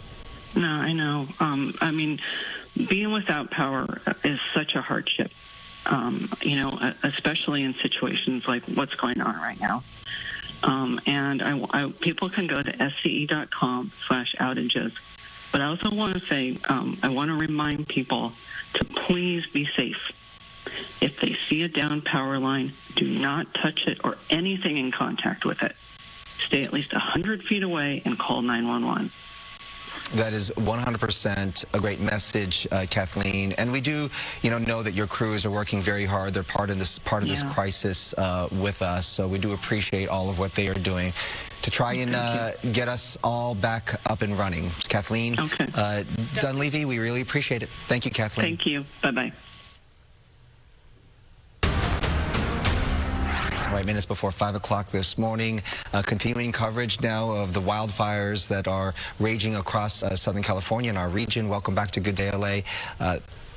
I'm Bob DeCastro. And Brooke Thomas, yes, thanks for staying with us for your coverage. Let's take a look at some, a bit of, what we have going on here. Okay, so take a look at this. These are just some of the fires that we're following burning in our area. The Palisades fire there to your left still sitting at 0% containment this morning. And I believe the acres burned so far more than 17,234 to be exact. Moving a little right on your screen there to the Eaton fire. Also this morning still at 0% contained. This fire has burned 10,600 acres. And then we're moving on to the Sunset fire last night. This fire, caused a lot of panic for people. It started moving fairly quickly this morning. Also, according to CAL FIRE, 0% contained. This fire has burned 43 acres. Evacuations, many have been lifted in that area. But we want to get to Stu Mundell and Sky Fox to get you a better look at what we're seeing this morning. Good morning, Brooke. Good morning, Bobby. And good morning, everybody. Taking a look at that Palisades fire. Now, this is the active flames that are still burning out here in the Palisades area. Now, there are still a few structures down closer into the areas where the homes are. This is up on the hillsides. I'm going to bring up the map just for a moment or two here so you guys can get oops, wrong button. Get a better look at what we're seeing right there. You can actually see some of those roads, and it gives you an idea where that's going. Now, technically, that is still in the Palisades area, but now up in those mountains, up in the vegetation and away from all the homes and structures out there. It is slowly burning to the south, and the south would take you closer to the Getty. Now, the Getty's still very, very far away. I'm just using that as a reference point. In the shot down there, you can actually see some of the 405, and that's the Getty. So that is quite a distance away. But the areas that have burned already, that is the devastation, and that is going to be over closer to this area over here. Going to keep the map up because there is so much darkness down there. This is what we're talking about. Usually this area in here, you would be seeing a lot of the lights on in this spots, and you can actually see some of those roadways right there and in complete darkness. I believe that that is the area where we're talking about all that devastation, those 1,000 homes plus that have burned to the ground. That neighborhood right there is where that all happened. Now, that fire clearly had moved out of there. Gigi is down there on the ground. We did hear her talking just moments ago about how she is dealing with ash. The ash is probably from the flames that are way up over here on this hillside. Light winds, that's what we're seeing right now. And this is the time when firefighters are really going to try to make this move to get a lot of this active fire contained. We are talking about a little bit of a wind event later on, but I'm sure we're going to hear about that from, I'm not sure if it's going to be Maria right now or Samata still, but somebody, one of our weather folks are going to talk about that. But I did hear Samata talking earlier about a little bit of humidity coming in, and that's going to be a huge deal for the firefighters in this firefight. A little bit of humidity, a little less wind is really what they need to stop all this red that we're seeing out there. That open flames, that is the biggest concern, because those embers still moving, still blowing, and still making their way through these neighborhoods. Of course, much less now because these winds have calmed, but it is still happening. And of course, even if this was just the fire that we'd be seeing, this would be a big concern. But when you add all that heavy winds in there, that's when all the problems happen. Of course, we're talking 17,000 plus acres just here in the Palisades area. Now, Sky Fox has basically been here all morning. We're going to try to take a look at Eaton. As I understand it, they have a lot less active fire out there, which is great news. But that doesn't mean the containment numbers are up. Now, the containment numbers are actually as just what you're thinking. They're trying to put a box around the flames. They have tractors down there. They have dozers that are still cutting line. But I would venture to say that in the Palisades fire, we might see some of those fixed wing making their way out here this morning. They're going to be dropping that FOS check, and that's going to really start bringing up those containment numbers and make the folks on the ground feel better. And, of course, those firefighters, they might really start to be able to catch their breath and really kind of get all that hot spots taken care of. But right now, still very active. And, of course, that devastation, we're waiting for sunrise to come. Maybe there'll be a little bit less smoke. And we get a look at that neighborhood to really kind of really get a feel for what happened out there. We can talk about that 1,000 homes destroyed, but until you really kind of see it, I don't think people really can grasp that type of devastation. I did see one shot. It was a drone shot yesterday that really I was devastated when I saw that. I did not realize that it was an actual neighborhood. When you think about the Palisades and you think about the living up in the canyons, you don't think about gridded streets and neighborhoods. You think more of like homes lining the canyons. But that area that was where that devastation happened, that seems to be a gridded neighborhood in there in the Palisades. And then, of course, all the destruction in the Commons area. It is just devastating to see. Right now, though, the firefight continues. A lot of open flames out here. Firefighters still very concerned and working hard to get this contained. I'm Stu up in Sky Fox. I think people are really looking forward to seeing some of this from the air. You know, we hear about, Stu, hundreds of structures, hundreds of homes, and to think about, you know, we see all those pictures from the ground, but to see it from the air, I think, is just going to be surreal and startling for a lot of folks. I was out in the Eaton Canyon area yesterday, Stu, and folks did feel like they were a little neglected there, that they didn't think that there was as much coverage for that fire as there was for the Palisades fire. Obviously, you know, there's so much going on at one time, but we do hope to get to the Eaton Canyon fire today, right, to go take a look at what's happening there? Definitely. Definitely, Bobby, and you know, and it is definitely on our list of things to do. Sorry, Brooke. And you know, I did watch you yesterday. I was glued to the television set watching all the coverage, and I did see you going into people's homes and talking to a lot of those residents. And I felt what they were feeling as well. And you know, it is one of those things where it's a division. There's so much going on. How do you divide all the moving parts and get all that coverage? We are definitely going to make our way over there. We're just waiting for that opportunity to get out to the Eaton Canyon area. But the Palisades right now, there's still a lot of active flame out here. You can see it from the valley. And, of course, that firefight, you know, for these guys here, that open flame that we're seeing up on this hillside, these embers, that is what the biggest concern is for firefighters. And, Stu, the conditions right now, that's in part why you can't make your way over there now, right? The conditions, well, right now it was kind of the Palisades is just geographically convenient. It was very close to Van Nuys. We saw when we took off, we could see the flames from right away. So we made our way over here to take a look at what's going on. Eaton Canyon is definitely on our list of things to do, and as soon as we're able to get out that way, that is definitely our next spot. I can just touch on the other two fires that we've been talking about. The Sunset Fire, as far as from the air, there's nothing. There's no open flame. There's not a lot of hot spots out there, very few. And the fire department, they are down there and monitoring and doing what they call mop-up. And the Hurst fire, that's another one. I could probably kind of even show it to you from here. There is nothing to be seen out there at that location. And so those two fires, as far as activity goes, there's nothing really to see. That means that they are really doing a fantastic job. In terms of open flames, and we should point out that the Hurst fire now is 10% contained, so they are gaining some ground on that. And I think you addressed this, Stu, but I did want to ask, because you're able to get up, Sky Fox is up right now, and, you know, air assets, that's been an issue throughout this firefight. And the LA City Fire is actually able to do nighttime drops. So are you seeing any of that at all when it comes to the Palisades fire? I'm interested to see why we might not be seeing more helicopters in the air right now.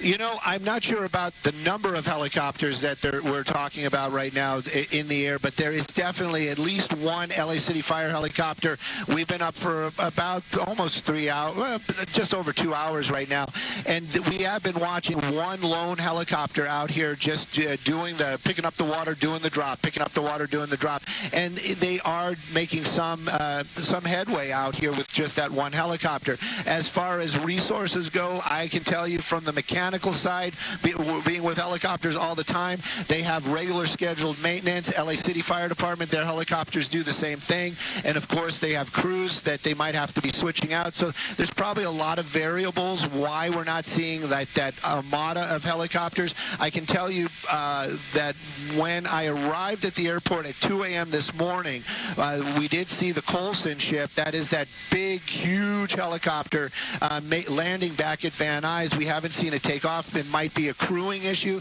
They might have a little bit of maintenance that they have to do. So right now, as far as the aerial attack, the only ones that we've been seeing out here is one lone LA City Fire helicopter. And again, it's not a slam. I just think it is more of a, this is what they have for resources right now, and they're using the resources that they can to battle these flames. And that one helicopter definitely making a little bit of a difference. Haven't seen it in the last couple minutes. I'm kind of dragging it on, hoping that we will see him come back to do another drop. But right now, he's probably picking up water or possibly just going in for fuel. Right. It's definitely going to be some sort of a logistical issue, but you know how it is. People just want to see those air assets. It's always a great sight to see when we see the helicopters and the fixed-wing aircraft in the skies. And we hope to see that later today. All right, Stu, we will check in with you in a bit. Thank you. All right, we were just listening into our Fox 11 LA team as we were getting those aerial shots from Skyfox, and we're also giving you another one right now. You heard them mentioning those two fires, the Palisades fire, the Eaton fire. The Palisades fire has grown to more than 17,000 acres. It's now the most destructive to ever hit Los Angeles County.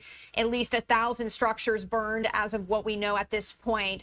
Once these damage assessments come in, this could likely become the costliest wildfire in U.S. history. Evacuation orders have expanded to Brentwood and parts of Santa Monica close to the beach.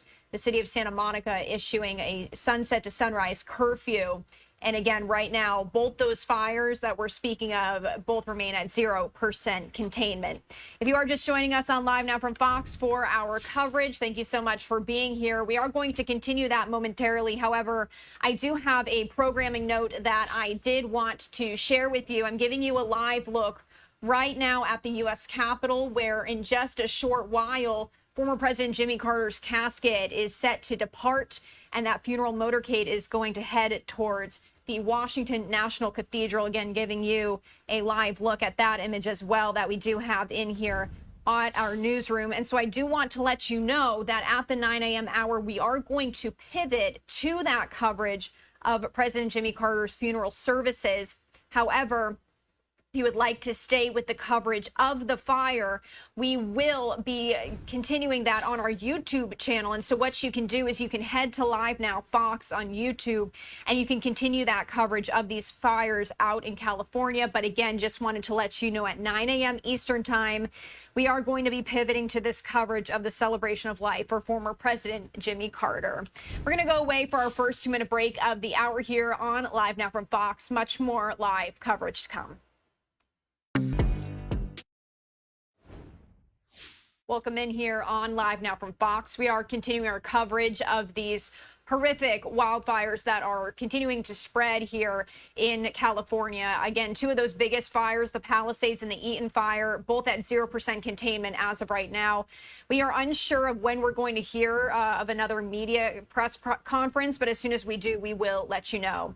I did want to take you out to this live image that we're getting in here from Skyfox as we're seeing those aerial shots right now. We were just listening into our Fox 11 LA coverage, getting a wider perspective of how big these fires really are. And I think it is important to mention here just about the air quality, because of course it is poor given the state of things there right now, but these fires are filling the air with a thick cloud of smoke and ash. It's prompting air and dust advisories for 17 million people across this stretch of Southern California. The worst conditions were in the vicinity of the fires. In East Los Angeles, the air quality index hit an unhealthy 173. And again, our feed just went out there as we've been getting these shots in and out here on Live Now from Fox. They are ever changing. Sometimes the service there isn't great, as you can imagine. But what I do want to do right now is pivot back to our Fox LA team. They've been giving continuous coverage for us here on Live Now from Fox, and we are thankful to them. I do want to pivot out there right now as they are giving live interviews and weather updates. 5.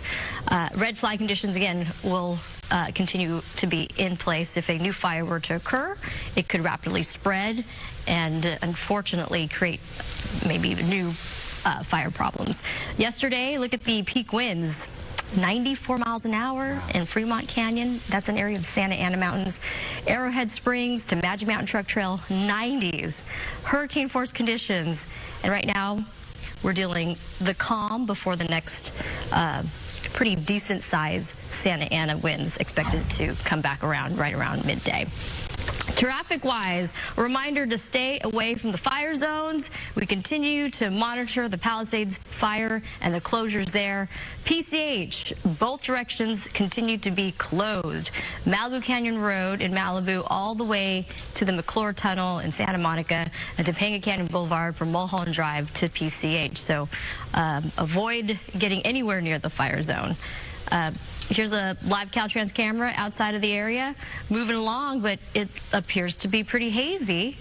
This was possibly due to the Eaton fire and the smoke associated with that. A lot of smoke. Again, smoke advisory in place. If you have upper respiratory issues, limit your outdoor activity and do what is necessary to protect yourself against the ashes. A lot of people are working home today because of... That's a good idea. The roads, the impacts all across our area. Some businesses are closed, so tough day still ahead. Yeah, thank you, Samara. Thanks, Samara. Thanks. All right, should we go to Mario Ramirez, actually live for us in Pasadena. Mario.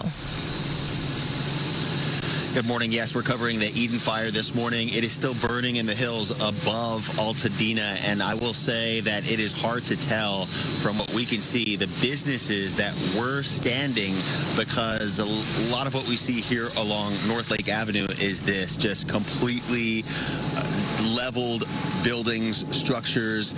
This, from what we can tell online, looking at Google Maps and sort of looking at signage here, what used to be a dry cleaner, a daycare, a restaurant, and production facility here. Now, the power is out. Traffic lights are not working through most of the area, and this is still a very active fire situation up in the hills and the canyons where it is still burning. Evacuations have now been expanded into all of La Cañada Flint Ridge, in addition to parts of Altadena, Pasadena, Sierra Madre, and Arcadia. More than 52,000 residents and 20,000 structures remain under those evacuations, with tens of thousands more under warnings. Now, we can tell you this fire was fueled by fierce and erratic Santa Ana winds, now stretching to 10,600 acres. And firefighters right now are working to slow the spread and protect critical infrastructure. They're now getting slight relief from weaker winds. 750 firefighters, along with 60 strike teams, are battling the fire. And, you know, there's already been damage to hundreds of structures. Fire officials say as many as 500 have been either burned or damaged, impacted by the fire. Around 100 completely burned to the ground. We're talking about homes, businesses, at least 5 Pasadena unified schools that have been damaged by the fire. And to give you an idea of some of the businesses that have been destroyed here in the area, Fox's Restaurant, a 69-year-old restaurant here in Altadena, several churches, the Altadena Golf Course, and Side Pie Pizza Restaurant. Now, we drove through a stretch of North Lake Avenue here where it looks like every other structure has been burned to the ground, or there's very little standing.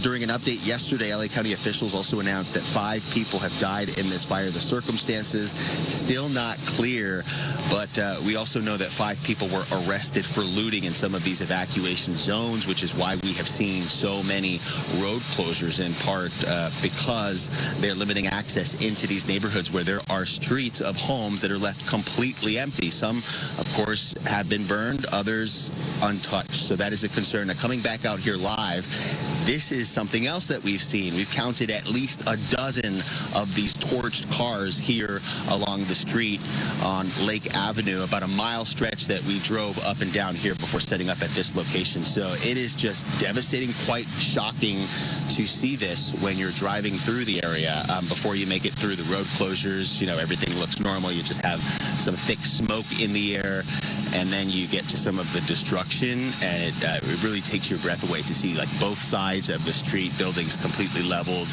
and some of those hot spots still active as fire crews are still making their way through this area and trying to battle the Eaton fire this morning. For now, live in Altadena, I'll send it back to you. You had mentioned that issue of looting, Mario, and yesterday the Pasadena police chief was very forceful in about anybody that might want to come out into that area. He also said they were going to increase patrols. Have you seen a number of police units, and what are the roadblocks and things like that like this morning?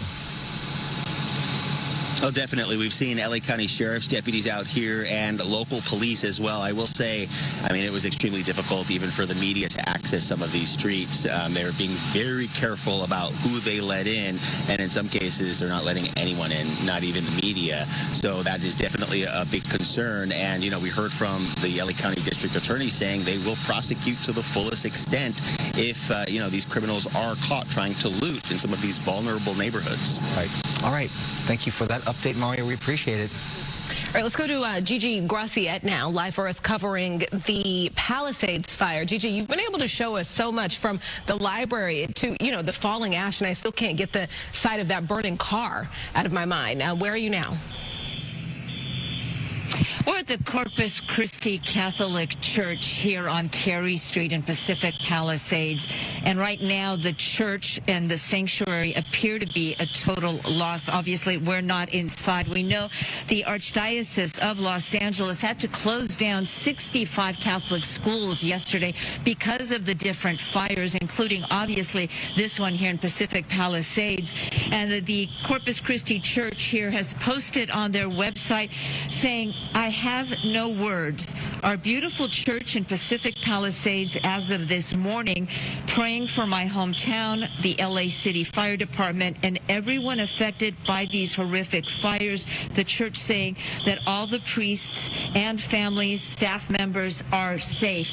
As to how much the school has been affected, that is unclear. There are only a few emergency lights on in the building. We believe that the school, at least not all of it, is damaged, but the church appears to be a total loss. They're actually on their website. They have a picture that we posted yesterday, and the Archdiocese reached out to us asking us if they could use it because they have not been able to get in here to even look at the damage done. That was one of the first looks they had at their beloved church, the center of the Catholic community here in Pacific Palisades. And of course, a lot of friends and family members who come from surrounding neighborhoods and worship here at this Catholic church. I can tell you the Palisades Presbyterian Church also appears to be a total loss. That is on Sunset Boulevard. I posted a video of that. We'll show you that a little bit later. While the Lutheran Church on Sunset, right across the street from the Presbyterian Church, appeared to be untouched. St. Matthew's Episcopal Church, it was still standing. The sanctuary, the main building, although we were told that two other structures on that large property did burn to the ground. So they did suffer some losses, but apparently the sanctuary was not touched. Of course, church is an important part of any community for the faithful who come here to worship. This church has so many memories for so many people here, right in the heart of Pacific Palisades. That is the latest from here. We're at Corpus Christi Catholic Church and the school there. And I mentioned there's an alarm that's ringing from the school, and it 24 hours it's been going on, and it just doesn't stop. And it is so eerie because it is basically dark. It is pitch black here, except for a couple of emergency lights that we see, and that alarm just keeps going on and on. Yeah. A couple of schools burned down there, Gigi, and I know that Pali High School, 30%, the superintendent was saying was burned. So, like, you think about these communities, and I always say, like, when you go to the Palisades, this is basically a village, right? Like Los Angeles is such a large place, but everybody sort of knows everybody that goes to the church, that goes to the Gelsons, that goes to these schools. And I was asking the superintendent yesterday because for a lot of kids going to these schools, like it's like almost like an extension of their home to see that burn down. And then also, perhaps even their own homes burned down. Like there's just so many things that people are dealing with, those families are dealing with in those communities like that. Right, and you also mentioned Marquez Elementary School. That affects a lot of people. We know our station, we spoke to the school principal here who actually called our station yesterday. She was so emotional. She was so heartbroken. She had heard through the rumor mill that the church had been affected. She didn't know about her school. She asked us specifically, could we please check it out? She actually told our assignment desk, she said, please, Gigi is just a couple of blocks away. Can she please go and check it out? We need to know. We're desperate for information because remember, this area is closed down, so no one really is able to get in and out. It's very challenging for folks to come and check their properties or their businesses. So we came here and unfortunately we saw what we see behind, and that's the latest. I'll send it back to you. That is so tough for you to deliver that news, Gigi. Thank you so much. We are going to check in with you later. LA Mayor. All right, again, that was our Fox 11 team, and I did want to pivot and just show you this other live image that we're getting.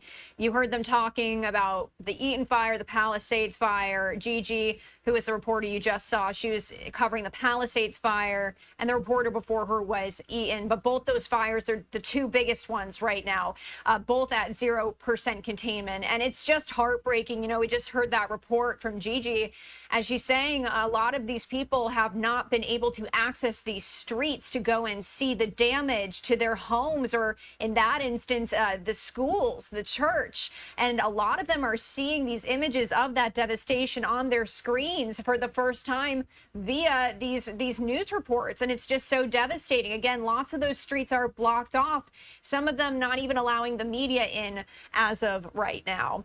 We are going to go away for another break. When we come back, we're going to continue with our Fox LA coverage. Stay with us. Welcome back to Live Now from Fox as we do continue our coverage of these wildfires out in California. As of right now, we still do not know what has caused these fires. We also are unsure of the next time we're going to get a press briefing. We are monitoring the situation. Of course, if we do get that information into our newsroom, we will let you know, and we'll bring it to you here live, raw, and unfiltered, as we always do. Our Fox 11 LA team appears to be in traffic right now, so what I did want to do is just recap for you what we know as of right now, and I did want to just show you this powerful image that we're getting into our newsroom, one of many, sadly, that we have been showing you throughout the day here, throughout yesterday on Live Now from Fox. But as of what we know right now, 5 people are dead, as 5 wildfires are continuing to burn in LA County. At least 130,000 in the county have been issued evacuation orders. And the LA Unified School District, for perspective, that's the second largest in the nation, has closed all schools in the county for today. Other school districts have done the same. And we've been saying this here on Live Now from Fox, but just the impact this is having. LA County, a very urban area, lots of lives being affected here, those who have lost their homes, and children who now cannot go back to school.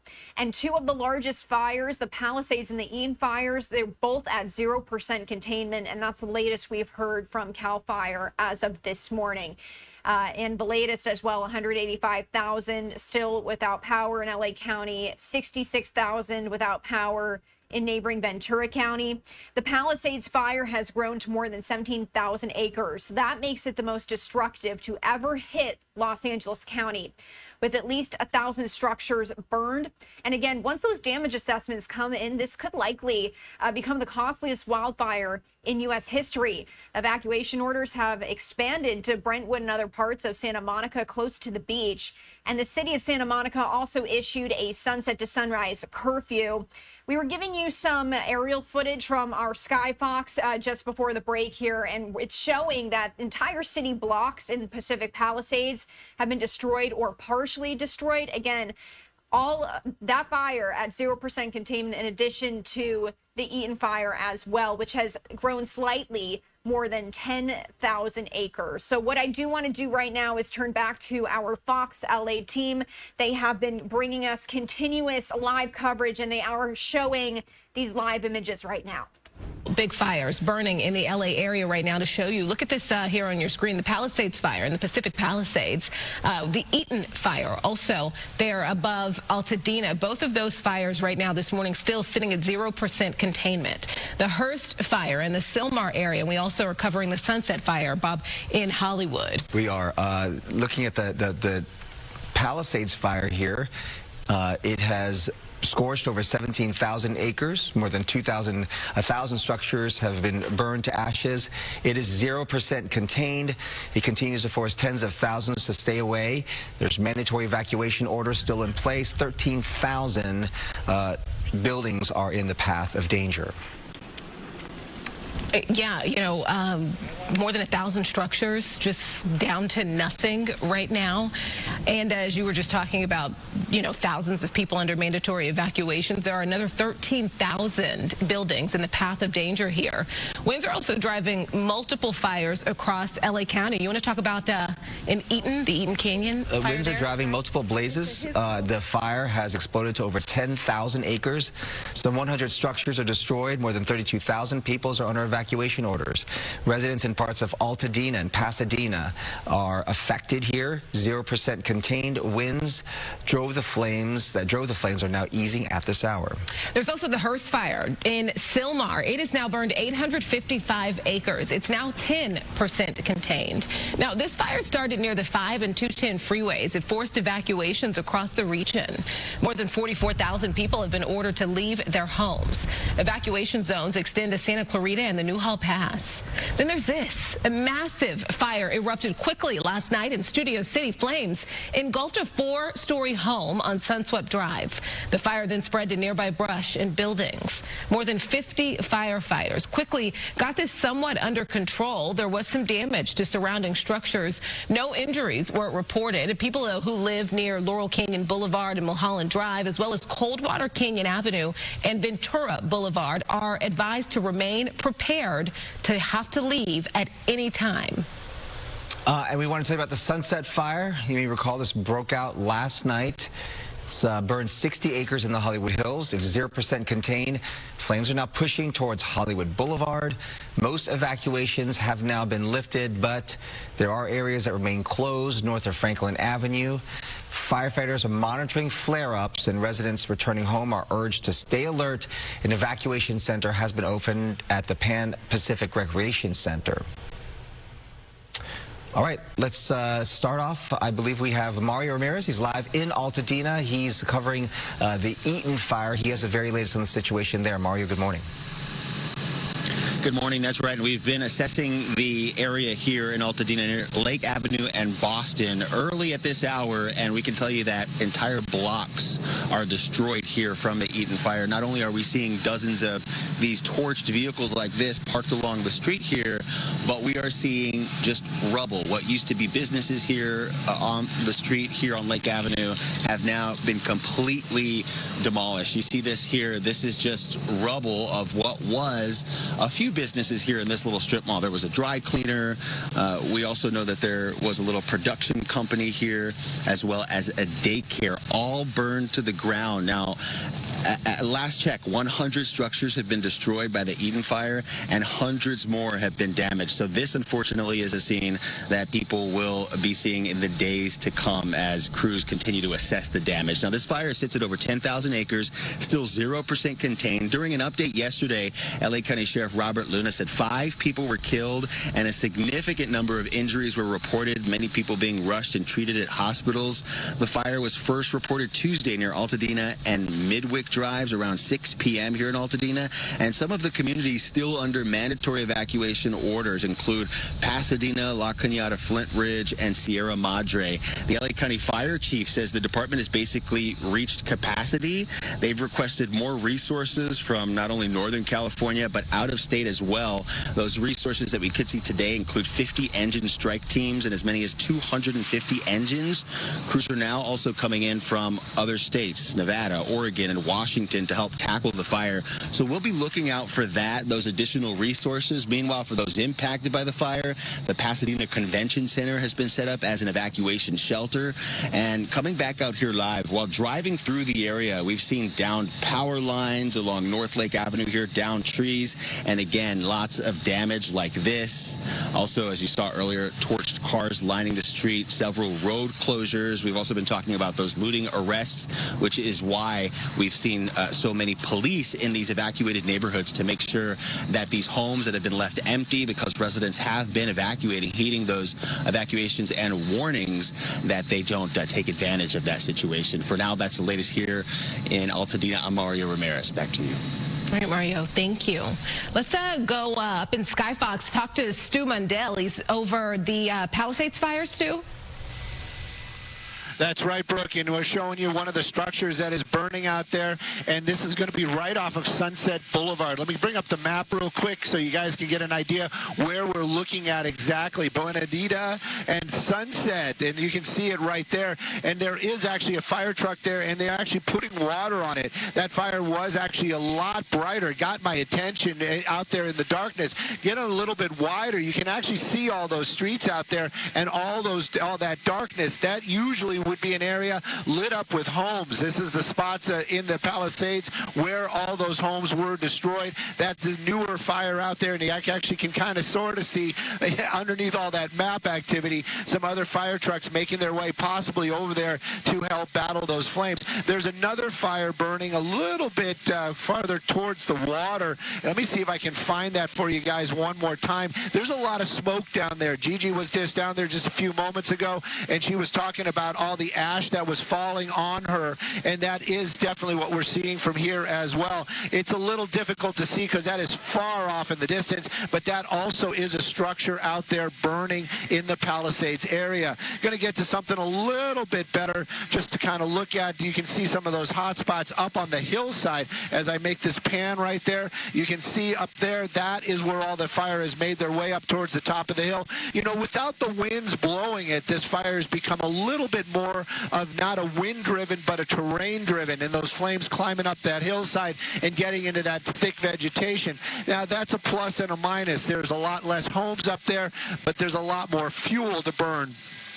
And you can see those huge plumes of fire, and that is concerning. But that smoke carrying the embers, that is probably what still is very, very concerning to all the firefighters out there. We're talking about a lesser wind event today. There definitely going to be some more winds. We understand that, and we're going to keep an eye on it. But all those embers, they are going to go up in the air. They are coming down in that Palisades area, and there are still homes out there that have not been destroyed and maybe not damaged. But now with those embers falling down, that could change. But with the amount of firefighters and firefighting crews that are down there, hopefully that if there are hot spots that do pop up, they will jump on them very, very quickly. Bobby was talking moments ago about aerial attacks. I did make some inquiries, as it would be, to find out what was going on. Now, there was one LA City Fire helicopter up here earlier on doing those drops. That's going to be that Augusta, the 139.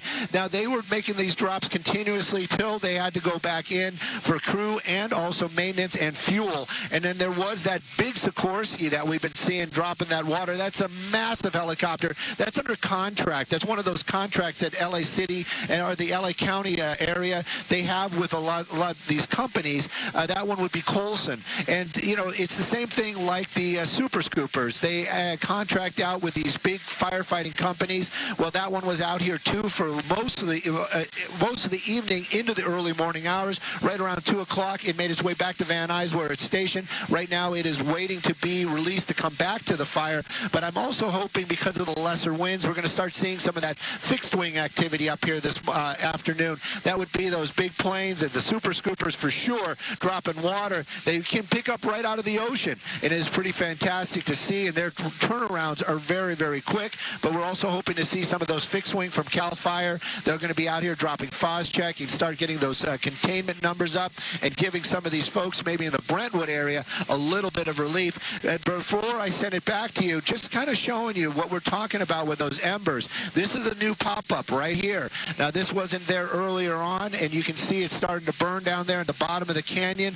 Probably some embers dropping down over there. It's getting closer and closer to these homes out here. Again, LA City, all the firefighting activity out here, they are aware of it. They know about it. But I can tell you, if you live in that neighborhood, I would be very concerned. If that was my house down there, I'd be extremely concerned. And I'm sure there's a lot of people still very much on edge with all this active fire very close to their homes. I'm Stu up at Skyfox. Can't wait to see that C-130, Stu. And I was also thinking how nice it is, especially for our viewers, that we have Skyfox up now to be able to take a look at this picture. You mentioned that parts of the Palisades are in the dark right now because the homes were lost, but we have that mapping system. And in the past, when we have covered these fires, we've had viewers calling us in real time when you've been able to be up in the air to be able to see whether or not their homes were still standing or whether their homes were threatened. And now with this mapping system, and folks that might still be wondering what is happening up there, what it looks like along their street and along their neighborhood, you know, we can provide that technology. Definitely, Bobby. And, you know, I'm just like all of us that work in the news. I've had people reach out to me asking and saying, you know, I have a friend, I have a family member, they have a home at When You're Flying. I know you're busy, but could you please possibly take a look? You know, definitely we want to reach out. We want to help everybody. But as it stands right now, it's still a little dark down there. But we're definitely, as soon as the sun comes up and the smoke blows, gets to the clearing, we're definitely going to be checking on all of those homes out there and showing the people, the viewers, exactly what has been going on in the Palisades area. All right, Stu Mundell live for us up in Skyfox over the Palisades fires. All right, and we've been dipping in and out of our Fox 11 LA coverage as they've been giving us these live looks on the ground, these live interviews with people who have lost everything. We've been hearing about children who can no longer return to school, people who are going out to buy water bottles to put out the flames of their homes. And right now, we do know that many still without power, 185,000 without power in LA County, 66,000 without power in neighboring Ventura County. And it could be a while until they get their power back. Fox News is reporting Southern California Edison, which is this power company that services 15 million people across southern, central, and coastal California, saying these weather conditions in Los Angeles County are too unsafe for power to be restored for the hundreds of thousands experiencing these outages. They're saying that customers may experience several days of outages. All right, we are going to go away for a 2-minute break on Live Now from Fox. When we come back, the coverage continues. Welcome back here on Live Now from Fox. If you are just joining us, we're continuing to talk about these devastating wildfires in California and LA County specifically. I did want to head back to our Fox 11 LA team as they do have a reporter on the ground right now. And we were here yesterday, and we saw for ourselves after so many people asked us to please check out the local supermarkets. I mean, this is an important part of any community. You were looking live at what is left of Ralph's, and it is basically nothing. Some of the walls are still standing, but you can see it just mangled metal and burnt out a grocery store inside. When you look it up on Google Maps, it tells you Ralph's is temporarily closed and most likely will be closed for a significant amount of time. Now, I believe, and we have a video of Gelson's supermarket. We were also asked to check out Gelson's yesterday, and it too looks just like Ralph's. It is a burnt out shell of what it once was, one of the local and very popular supermarkets here in the Palisades community. A total loss. Gelson's and Ralph's, and of course these are some of the bigger businesses that